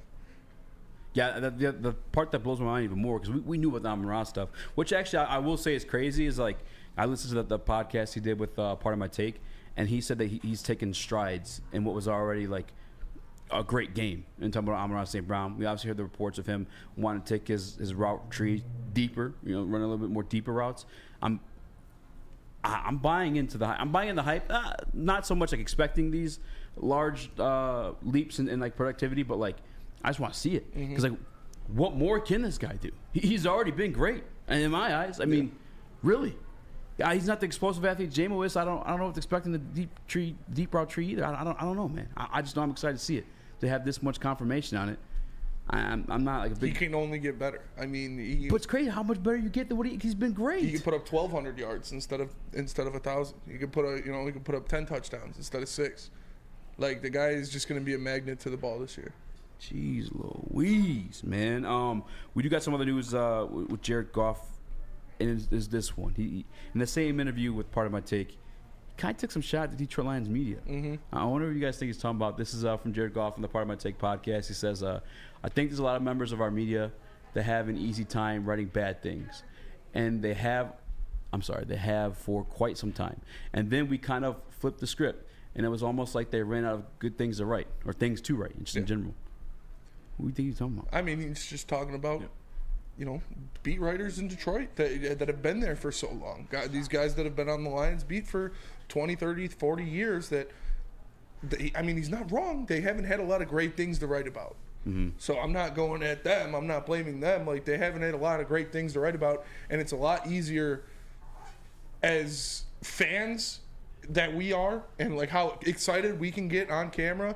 It's easier when teams are doing good, because you're getting hype and it's easy and the following's going crazy. Everybody's going crazy in the chat. But when you're writing articles, it's easier to just annihilate people for bad performances. That's why I had that. I come to that same conclusion at some point last year too. It's the same way with reviews or anybody that speaks out. I feel like it's easier to bitch about something than give credit to something. It's just the way the world works. Mr. Beast, for instance, when he was curing people's cataracts. Yeah. There's certain people. The bigger voice that got out there about that whole situation was how he was using that to make money or so, whatever the fuck it was. Bro, he's literally fucking saving people's eyesight. Yeah, you know what I'm saying? It's so much easier to harp on negative news than it is positive news. It's easier to nitpick hypothetical ways to fix something versus they're going great. Actually do it, yeah. You know, although the numbers are higher when they are doing great. I mean, we know this because digitally we're blessed, and you guys too get to see live in time what the numbers look like when the Detroit Lions are doing well versus when they're doing bad. But there is more to speak about when they're doing bad. But I don't know. I'm not. Certain members of the media seem to take that one wrong. I saw James Edwards, even a Pistons writer, kind of was like, since the tweet was deleted, but a lot of guys felt salty about that one. If you're feeling salty about it, then it's probably about you. Yeah. But that's the thing, though. There's multiple people. So it's like they all kind of took offense to it. But, like, at the same time... James is my guy, too. He also just always sticks up for writers. Like, he's one of those dudes who, you know, I've had several conversations with him. He's a writer at heart. So, like, he's kind of one of those... Like Jeff Van Gundy for basketball coaches, right? He's always going to point out how great they are. Like, he's in the writers' fraternity. So it doesn't surprise me that he's standing up for writers, even if he doesn't necessarily write about Jared Goff.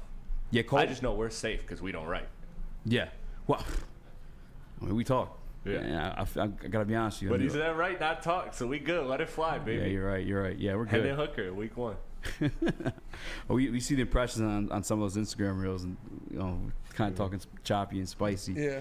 But, this one's from Colton Pouncey, and this is one to you, Chris. I'm just going to read it out loud. It's, I'm all for players being candid. Golf and the 2022 team deserve a ton of credit for the run they went on and how they turned things around. Only thing I'll say is there are a lot of outlets writing a lot of things. Grouping everyone together ain't it.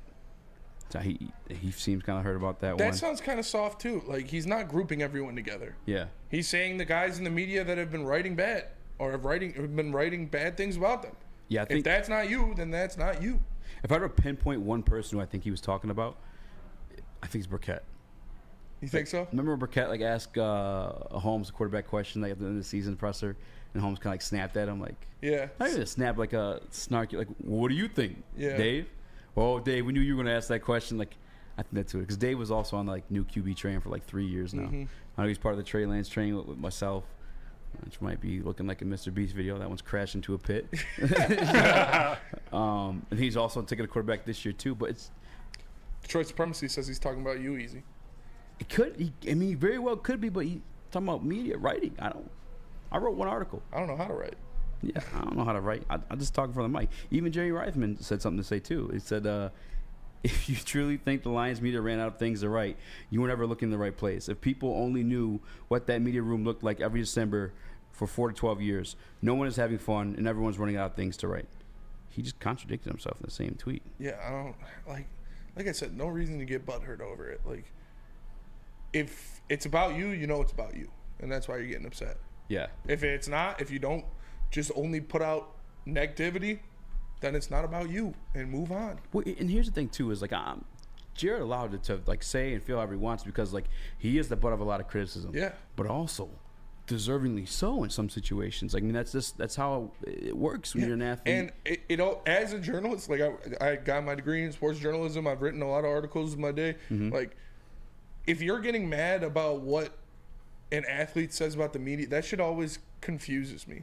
Yeah. When journalists get mad about, how could he? That's all we do.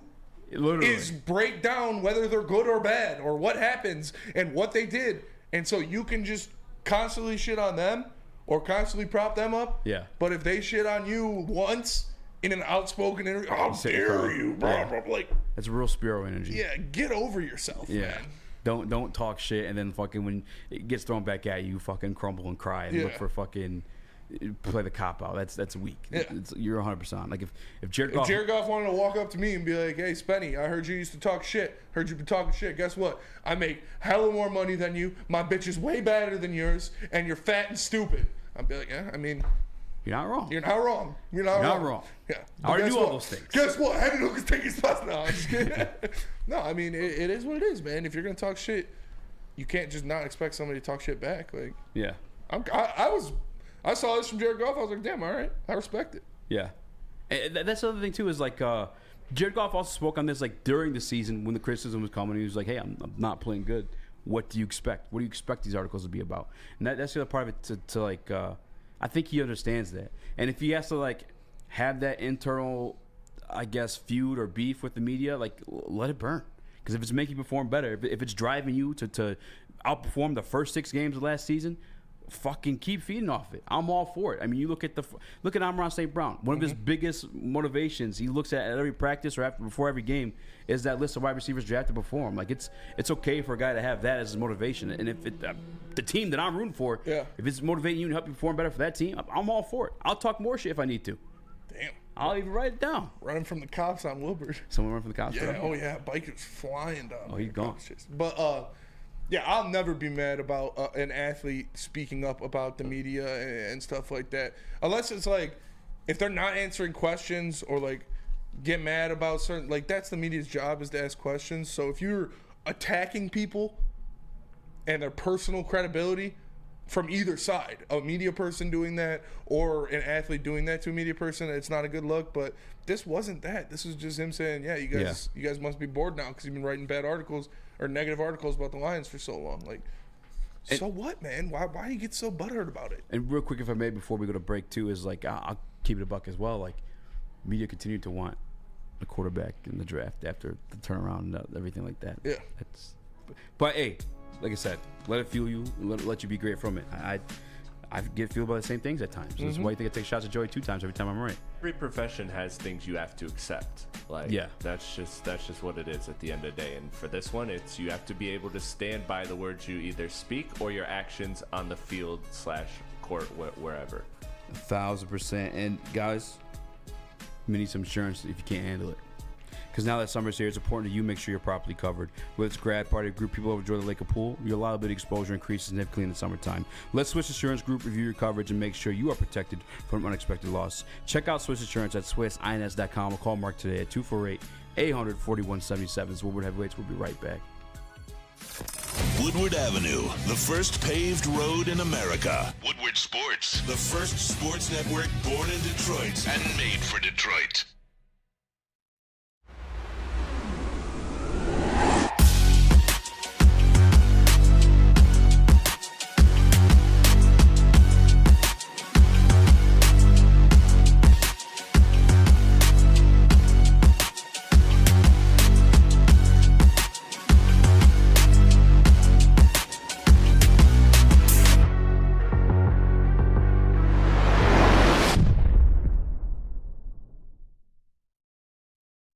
Gabby is a college student struggling to study for her big exam. Then, she discovered Syntron, a healthy way for her to stay awake and focus. Jennifer frequently has chaotic days like this until she gets online, orders some Syntron, and finds her groove. April visited her local grocery store, purchased a case of Syntron, and entered to win the Syntron 100K Vegas giveaway. Pick up your case of Syntron today at any Meijer location or visit drinksyntron.com/Vegas and enter for the 100K Vegas giveaway. We don't like to brag that we are the toughest sports network in Detroit, but we do have a guy named Darren McCarty on our side. Woodward Sports. Your childhood may be over, but Playtime is not. Outdoor Equipment Company is your source for outdoor power equipment, sales, service, and parts, carrying top brands such as Bad Boy, LS Tractor, Steel, and more, servicing the Great Lakes region with locations in Metro Detroit and Greater Lansing. For more information, visit us at OutdoorEquipmentCo.com. Outdoor Equipment Company, your power equipment playground. What up, though? Welcome back to Woodward Heavyweights live on WoodSports.com. I'm your boy Eazy, that's Spinball Rex, Young Chris, bro? Matt Bro. Eazy, do you know what band Dave Grohl used to play in? What? Do you know what band Dave Grohl used to play in? No, I don't know who that is. Okay. Why? Dave Grohl? Dave Grohl, yeah. No, who is that? He was the lead singer and frontman for the Foo Fighters. I've been running around and all I see. Is that them? No. Sometimes you gotta do somebody. That's the Foo Fighters. And he played drums for Nirvana. That's sick. You can like music without fucking knowing every person in the band. I know. Well, I mean, it's like I can only tell you two people in Nirvana. That's what I'm saying. It's Dave Grohl and Kurt Cobain. Kurt Cobain. Anyway, moving on. Speaking of Jared Goff, last week some news. I didn't want to do this, but then I had a new take on it or new thoughts about it, and it was the Jared Goff contract that surfaced back up in news last week as Brett Holmes did an interview with 97.1. And it was just Jared Goff's contract too, as Jonah Jackson's as well. Did you catch any of that? 100%. 100%. What were you looking at?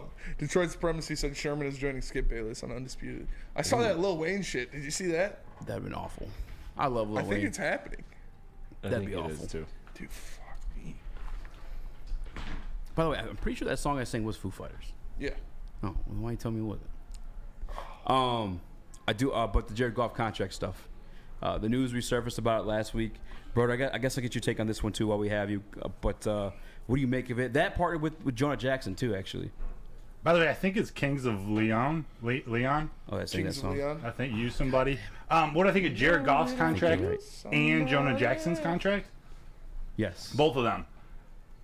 I think Jared Goff, they do their best, wait until the end of the season and evaluating there. I would not be opposed for them giving Jared Goff 3 to 4 year extension at $45-50 million. It's going to be a bargain eventually. You hope he plays well enough where the Lions continue to do better, and he's a valuable enough trade asset with a reasonable contract. So here it is, people. We can officially say it. Yeah, we can officially say it now. We couldn't a long time ago, but per Ian Rappaport, the Lions have signed Teddy Bridgewater. You know that they could use somebody. Teddy Two Gloves. Let's go. Teddy Two Gloves. Breaking news. That was the news. We told you guys how to be reported by an NFL outlet. And Mark Garofalo, Ian Rappaport, both work for the NFL Network. Now you know. Now you know. Cat's out of the bag. Mm-hmm. Teddy Two Gloves coming to the D. The Brandon Cat's out of the bag. Put Teddy his hands Two up on Gloves. you. Yeah. How you feel about it? How do I feel about it? Better than Nate Sudfeld. I guess I'll have to agree with that part of things. It's like I probably have more faith in the Teddy Two Gloves than Nate Sudfeld. I have a question for you though, Mister. I don't want to pay Carson Wentz $2 million to come be a backup. I said 2.5. How much you think Teddy Two Gloves getting paid? Probably around the same. What do you think, brother? I wonder what he got paid last year. Actually, he was looking for 8 earlier in the summer. No way he got it. I know he's not. He's definitely not getting 8, but I wouldn't be surprised if it was $3 to $4 million.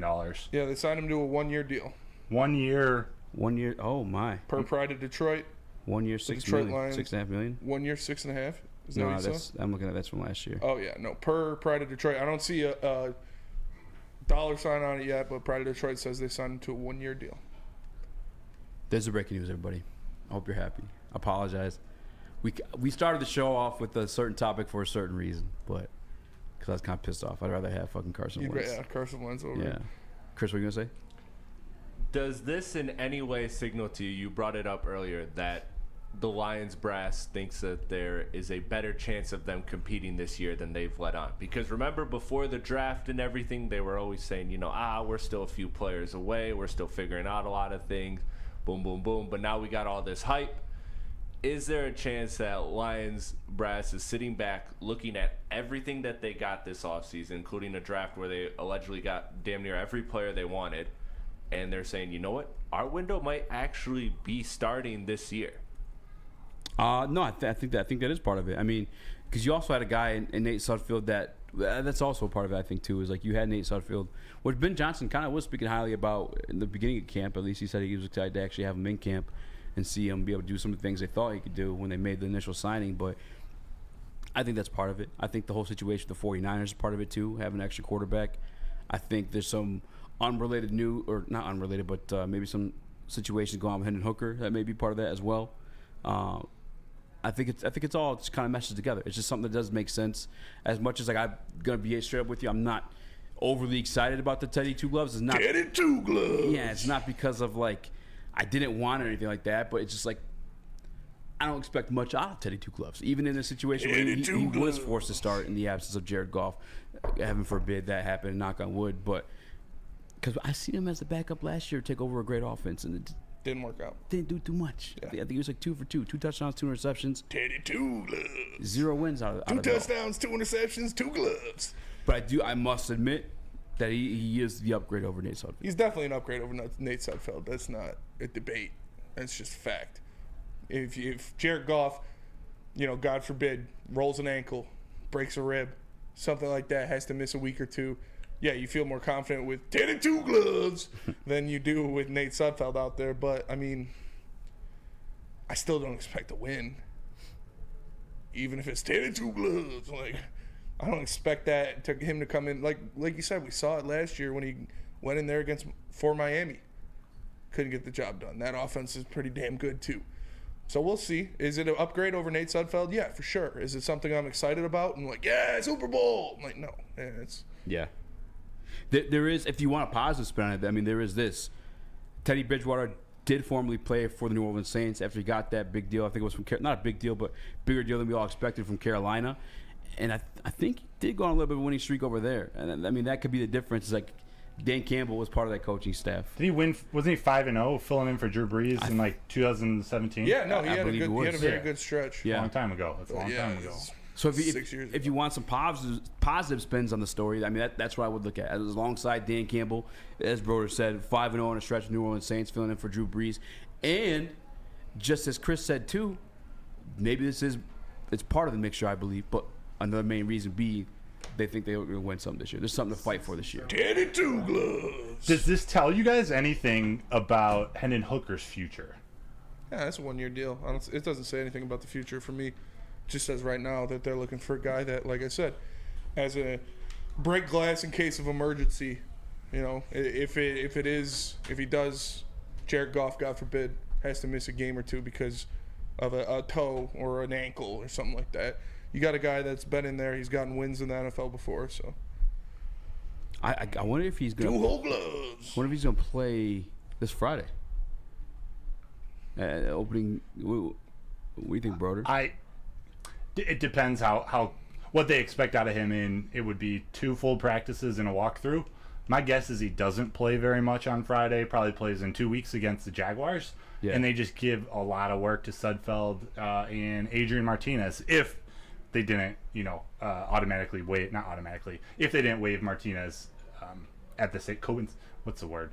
I'm fumbling my words, but someone's got a roster spot has got to go. Yeah. If Bridgewater is probably Martinez. Can't they have 4 quarterbacks now though? Because of that new rule. It's emergency third, something like that. We'll figure it out during the break. Or if you want to look it up now. Here's a direct quote from Dan Campbell in the opening of training camp. He says, "We're in year 3, and I think we're in a much better position, and you want to know that you're in the best hands possible." And he said, "I'll leave it at that. But it's also the competition. It doesn't mean that Nate's out of anything if we go this route, if it works out. You'll feel good about whoever comes out of the fire is going to be the right guy to help you along the way." So yeah, the new rule that the Lions proposed that got accepted was that it allows the team to activate a third quarterback during the game if the first 2 quarterbacks on the game day active list are not able to participate in the game due to injury or disqualification. So they don't want fucking Christian McCaffrey running quarterback in the NFC Championship game. Is basically what it is. Teddy Two Gloves. Teddy Two Gloves. Who's buying the Teddy jersey? I'll go full slappy and I'll fuck it. I'll say it's a positive thing after just realizing the 5-0 start or stretch with Dan Campbell in New Orleans. Even though Dan Campbell's a tight end coach, he still is a piece of that recipe. He probably knows what it takes to help win games when you're limited at the quarterback position, both through Jared Goff and Teddy Bridgewater, hands-on experience with him back in New Orleans. So, hey. And he's got 2 gloves, not just 1 but 2, because he's Teddy Two Gloves. Like I said this when it first got brought up. If they signed him, cool. If they don't sign him, cool. Don't care. Doesn't tip the needle. Tell us about Lady Jane's. Lady Jane's. You can walk in any Lady Jane's for an award-winning haircut experience and automatically enter to win not 1, but 2 vehicles of your choice, courtesy of Let's Stand for Buick GMC of Ferndale. That's right, 1 for you and 1 for your wife, girlfriend, or best bud. Lady Jane's, open 7 days a week. Walk in anytime. It's wicked awesome.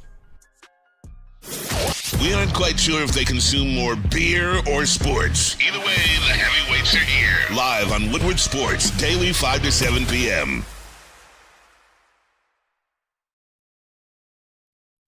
The sports marketing agency would not be who we are without great community partners like Higuera Health and Carol Zuniga. It's an awesome opportunity to partner with your organization. Higuera Health is a comprehensive behavioral health organization. We serve children through older adults with mental health, substance use, and developmental disabilities across Western Wayne counties, and really excited to now be in downriver communities as well. Give us a call at 734-458-4601. Love Woodward sports? Love wearing clothes? Then you should be wearing Woodward Sports Clothes. Check out our full line of merch at woodwardsports.com. Just click on shop. We have all your favorite designs, like Dan Campbell kneecaps, Woodward golf, and of course, our own logoed out merchandise. Men, women, infants, kids all love Woodward Sports. Impress your friends. Impress your boss. Impress your dog. Buy Woodward Sports merch today.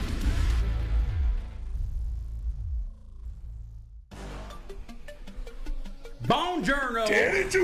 And welcome back to Woodward Heavyweights Live at WoodwardSports.com. I'm your mate, Eazy. That's my guy, Spin More Rex. What up, though? Chris Platte on the TD booth and Matt Bro on the ones and twos. Matt Bro, you are the official beat reporter for this team. It wouldn't be right if we didn't get your take on you've been screaming it out of context. It wouldn't be right if we didn't get your take on Daddy Two Gloves. Let me turn that music off. I think it's a no-lose situation. He comes in. He's definitely more talented than Sudfeld coming onto the field to play. If we actually need the number 2 to play, should Jared Goff get hurt or something happen, I'm much more confident with Teddy Bridgewater. I think the piece I want to touch on too is I've been trying to speak into the universe an early return for Hendon Hooker earlier than expected. But to be honest, there is no rush for that because he is ultimately in the backup spot as long as Jared Goff is there. And I think this confirmation for myself and maybe others who felt crazy as me that maybe stays on that non-football injury list all season. Think so? I think it's a possibility. It is a possibility There's sure. no rush to bring him back. No, there's no rush. They don't need him this year. Chris? For me, I wonder, and I've seen some people in the chat bring that up too. How do you think Teddy's impact from a developmental standpoint, from a mentorship standpoint, affects Hendon Hooker and his ability to learn from another quarterback who's just a different perspective than Jared Goff? That's actually a great question because I don't think we've ever seen Jared Goff in that mentor role. Like I think correct me if I'm wrong, probably would have been like his first year in that role with another quarterback and also alongside like a contract year next year for him. You also had the comments of Ryan Tannehill from last year, like it's not my job to teach this guy because ultimately it is a competition for the same position. I think Brett Favre treated Aaron Rodgers with that same respect when he came into the league. So it could have been like an iffy situation for Jared Goff to kind of mentor Hendon Hooker to like take a spot because he's trying to get paid at the end of the day. So I think from that aspect, that's a great point to bring up, Chris. I think it's awesome for Teddy Bridgewater to be in here because he's only here for 1 year. He's a guy that's also been in multiple positions from everything outside of the Super Bowl he's been in. He's been in the playoff games. He's been in winning situations. He's been in bad situations. He's been in a backup situation for multiple different teams too. So I think that's a great guy to have in that locker room for Hendon Hooker because even if Hendon Hooker isn't what we hope he is, and I say hope because I think he could be a starting quarterback in this league, or at least I hope that he could be a starting quarterback in this league, you at least have Teddy to relieve him or help him alongside of any role in the NFL because Teddy's been through it all. Yeah. You know? And again, like Austin C. in the Woodward Sports chat. Jeremy Fowler just reported Bridgewater to Lions. Like, yeah, we got it. Appreciate that, though, but... Hey, yeah, why are you going at him? Because it's not that big of a deal. But he's excited. He's excited. He's trying to inform us. Are you excited? He really likes is any of us excited? He's doing a solid. No, I appreciate it. I appreciate it. He's excited for the heavies. Nobody's excited about Teddy Bridgewater. No one gets excited about a backup quarterback being signed. Yeah. I don't know, man.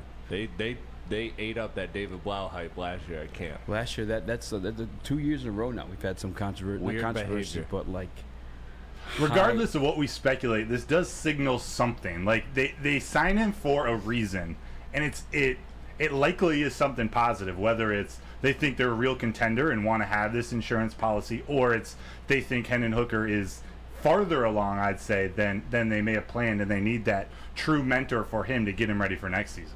Yeah, because you would say, Teddy is more athletic than Bridgewater and probably fits the mold of a Hendon Hooker too. So, I think this is all good things for the team, for Hendon Hooker, for everything. Like Chris said, you could point, or maybe Broder, I don't remember now, you all saying to me, Alabama 2023. I'm just kidding. But I think it's good for a mentorship. I think it could point to like them actually thinking, or not just thinking, believing they're competing for something this year. I'm curious what the pay is. Yeah. That's what I'm curious about now. That's where I want to see too, because we talked about the Lions potentially being a team at the trade deadline where they could make a move. So I'd love to see how much this affects their cap flexibility going forward, which I imagine it won't be a lot because it is a backup quarterback at the end of the day. Even if it is a 1-year kind of balloon pay, it still shouldn't take up all of the Lions' remaining cap space. I would be stunned if it takes. Steve Wilds in the Woodward Sports chat calling me a Debbie Downer. People saying they get excited. Like, sorry, I can't get excited for a signing of a guy who, in best case scenario, doesn't see the field for a snap. Like, if the best thing that can happen for the Lions this year is that Teddy Bridgewater does not see the field once. So, True. like, is it better than Nate Sudfeld? Yeah, for sure. Do I expect to win if Teddy Bridgewater's in there? Yeah. No. It could be exciting for the people that were on like that line of contending and thinking like they're one more year away, because maybe this is like the deciding factor for them. They're contending now. They make a big investment at the quarterback spot. They already had a perceived backup in Nate Sudfeld. But you and I, we've already seen them as like winning this year. Yeah. Maybe not so much contender from my point of view, but I mean maybe this pushes my belief further in that. I mean, I think it just validates a lot of the stuff we've been hearing out of camp, and everybody from Broder doing a great job reporting, and Gabby as well. Like, we've been seeing and talking about all of these awesome points that have been coming out about Lions camp, and it's so easy for a Detroit sports network to talk positively about the Detroit Lions. But this, to me, at this time, shows me that they're seeing what we're seeing. They're seeing that Jack Campbell really is that guy. They're seeing that Jahmyr Gibbs can come in and be an impact player right away. They're seeing that this team is getting healthy, and the revamped secondary is looking very promising. Like, to me, this looks like a team that sees their opportunity, and like I said, is maybe further along than they thought they were coming into March and April. I think that could be a piece of it too. I mean, you are finally getting to see these rookies in pads against, I mean, especially the defensive ones against an offense that was top 5 last year in the league. We got Neil Rule Jr. over here, and they knew what they had, man. This isn't them signing being like, all right, Teddy Bridgewater is the missing piece for us to be a contender now. Like, I'm not saying no. It's not a missing piece. It's a contingency. It's just more validation. Do you, if Jared Goff goes out players. and Teddy Bridgewater is starting, do you expect to win? Yes. Go off, Broder. Yeah. Based on what? King? I think Teddy Bridgewater is smart enough and talented enough to come in and step into this offense. Why couldn't he do it in Miami then last year? I don't know. I didn't follow him or Miami or that offense, how it's run. I think this offense is set up for the quarterback to get the ball into the hands of the weapons in whatever way possible. That's what Miami was too. Miami. That's what. Tua isn't the gunslinger ultimate quarterback out there. It's like I said. Is it an upgrade over Sudfeld? Yes. Do I have more confidence in him than I would Nate Sudfeld? Yes. So but do I expect him to win if he has to start a game? No, I do not. I just think the drop-off, I'm so confident in the Lions' offense. I think the drop-off now going to Bridgewater doesn't mean I have to worry about the game. I still pick the Lions over most of the teams on the schedule. If we had Sudfeld, I'd be nervous. Yeah, and again, It's I'm not not about- like, it's like what I said for the first day they talked about it. I'm not, oh no, fuck this, why'd they sign him? Or I'm not, yeah, sign him. I don't care either way. If they sign him, cool. They don't sign him, cool. They signed him, cool. It's not about how good or bad Teddy Bridgewater is. It's, to me, it's more so them looking at having faith in the rest of the roster. And because, again, like you said, if Teddy Bridgewater is the perfect fit for the Lions and this Lions season is perfect, then guess what? He's not going to see the field, and he's not going to matter. He's going to be an afterthought. People are going to forget he's even on this roster. So it's not about Teddy Bridgewater being good or bad, Teddy Bridgewater winning you a game or not winning you a game. It's about more so the confidence that I believe they're expressing in the rest of the roster and the pieces around, and being like, okay, you know what? This gives us a slightly better chance than we would have given our current roster. If your starter goes down, you're not going to win.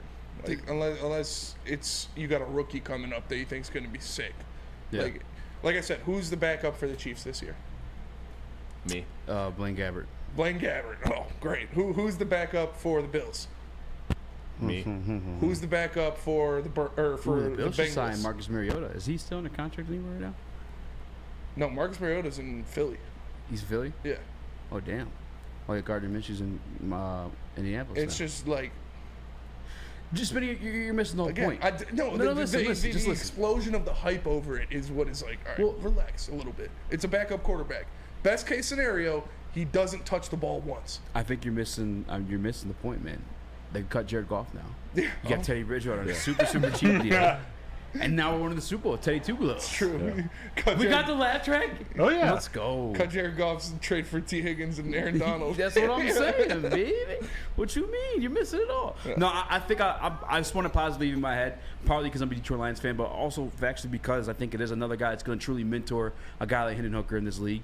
Not that Jared Goff wouldn't, but it's a weird situation there. You know what I'm saying? That they're kind of competing for each other. This year for Jared Goff his future's kind of contingent on it. It feels crazy to say it 2 years in a row now, but like after giving himself some leeway, he has to prove it again now because Hendon Hooker's on his heels. Hendon Hooker heels. That was whatever word I'm looking for that one. Let me tell you guys about the Randy White Celebrity Golf Tour. It's the only place you can go to play and beat, outside of 5-iron golf actually, but in person on actual grass against Darren McCarty, Braylon Edwards, Tim from the sales department here at Woodward Sports. You got to stop by any Randy White's automotive location, man. Not only do they hook you up with a car, but they hook you up with the opportunity to golf with the real celebrities around town. Jim Harbaugh included, too. He's got plenty of time to golf now. He's suspended. Sport Heavyweights will be right back. We are the network for Detroit by Detroiters. Welcome to the Woodward Sports Network. Since the dawn of moving people, Chevrolet has led the way. The world of transportation is changing. At Feldman Chevrolet, we are leading the charge forward.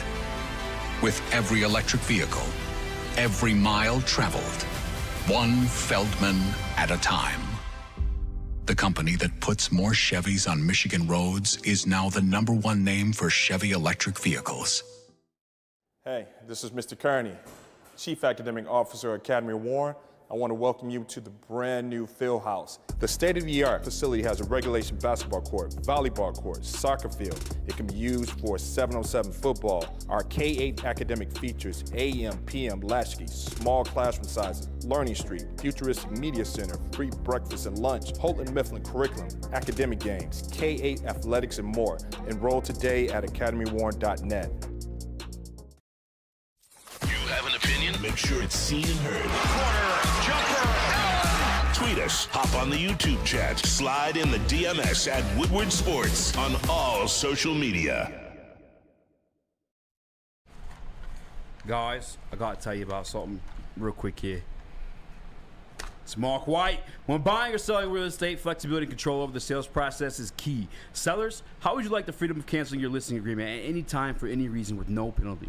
That's exactly what Mark White and Associates offers. It's called the minute-by-minute listing agreement by Mark White and Associates. Try Mark White's risk-free minute-by-minute listing agreement today. Looking to buy or sell real estate? Visit markwhitesells.com or call 248-290-8242. And when he picks up, make sure you say his name, Mark White and Associates, for flexibility and meet success.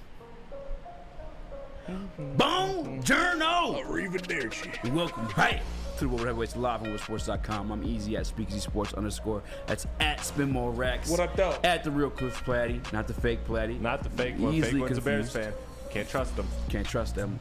Can't trust them. We got Matt Bro on the 1s and 2s. Teddy Bridge, thank you for being here, Matt. Oh, dude, you're welcome. 1 for just filling in for a legend like JB. 2 for bringing your football insight. And 3 for combating the negative Nancy over here to my right. Party pooper. I'm just saying it's nothing to throw a parade about. Negative Nancy. Let people be happy about it. You yell at No, guys. fuck your happiness. Yeah, I know. That's what you're doing. My man came in all caps. You're like, come on. Yeah, it's not an all caps type move. The Grinch. You like Hendon Hooker, right? Yeah. You can only help Hendon Hooker. You know what I'm Do saying? you want Hendon Hooker to be like Teddy Bridgewater? Because I don't. Want to be better than Teddy Bridgewater. That's what Teddy Bridgewater could be. A Like, lot better. Don't do this. Don't be like me. Be completely different. Exactly. Could only help, man.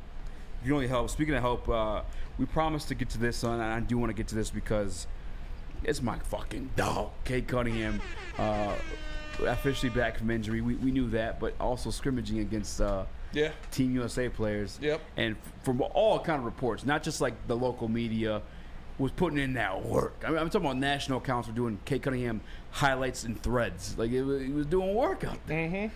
Chris, you've been kind of quiet this show. It's been mostly football show. I'm going to let you go first. I mean, look, it's exciting to see Cade doing what he's doing, and then also to see national podcasts that I listen to every day, like Brian Windhorst's pod, The Hoop Collective, and for the first 20 minutes of a 40-minute episode, they're talking about Cade Cunningham and how impressive he is, and how Detroit's got to build the right roster around him. Like, they're saying, like, this guy is too good to waste, and it was just really awesome to see that. It makes me excited for the season, and it confirms everything of why I have Detroit Pistons so high in their future. I just did, and we'll talk about it later in the week, but I ranked every team on a job I'd want to be a GM. And the reason Detroit, who only won 17 games, is not at the bottom is because Cade Cunningham and his future is that bright. And not to mention Jalen Duren. Like, I don't want that to get lost in this. We saw it in the clips at the beginning of the show. Jalen Duren is an absolute elite big man in the making. I mean, Detroit has a lot of great prospects, and Cade Cunningham and Jalen Duren are really impressing. And they won those scrimmage games, by the way. I was going to ask you, because I saw the games. numbers and I saw the highlights. I want to know if the win come with it, because that's what you're looking for out of the return of Cade Cunningham. Like you said, the 17 games, like how big is the swing of the return of Cade Cunningham? And I could think it'd be 15 plus.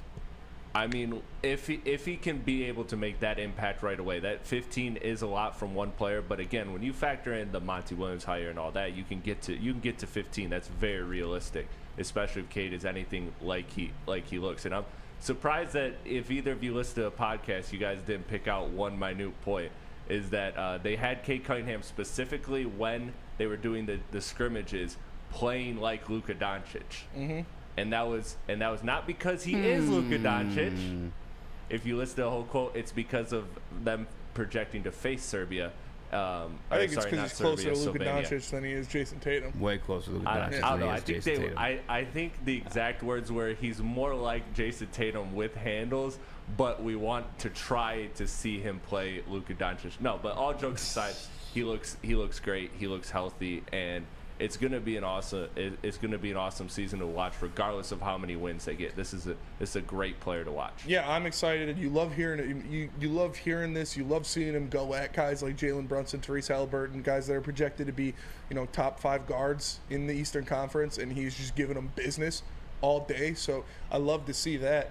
I love to see that he's already got that chemistry back with Jalen Duren. They didn't play much, but seeing both of them go out there and play against a team like this USA Select team is pretty good, but the USA team, they got studs on it. Like, they got Defensive Player of the Year Jaren Jackson. They've got all-stars in Tyrese Halliburton, in Anthony Edwards, in different guys like that. So it's not like they're just going up against a bunch of bums out there. He was going up with guys that are supposed to be next, guys that are on the track to being stars in this league, and he was shining the brightest. So I love to hear that out of Cade. I just want to see 2 ball, man. I just want to see more of 2 balling, because I miss it. And I think with the additions, obviously him coming back, Monty Williams, a healthy Stewart, a healthy Bogdanovich, Asar Thompson, I wouldn't be surprised if this team tries to claw its way into the play-in. By all accounts, I'm talking about literally by all accounts, so again, national media, everyone that was recording it, he was the best player on the court. Some said that he and Jalen were 2 of the 3 best players in the court, and that's Paolo was playing that day. Yeah. Chet was playing that day. Ant was there that day. Anthony Edwards, Jaren Jackson Jr., Jalen Brunson. These are guys that are pretty good. That's what I'm saying. You got anything on this one, brother? Former basketball coach yourself? No, you guys said it. I'm not as caught up with everything that's going on, but I did see some of those highlights, and he looks like he's back. Yeah. Like, he looks healthy. Benjamin Foe in the Woodward Sports Chats says Afro Doncic. That's fair. Yeah, and, I like that. So that's pretty much all we got today. 10-2 gloves in Detroit. So make sure you guys like and share the stream. If you're listening on audio platform, leave a 5-star review for Speak Easy Sports, for Chris Platte, for my guy Matt Broder. I am Spencer Axter. We are the Woodward Heavyweights, and we'll catch you guys tomorrow. Peace.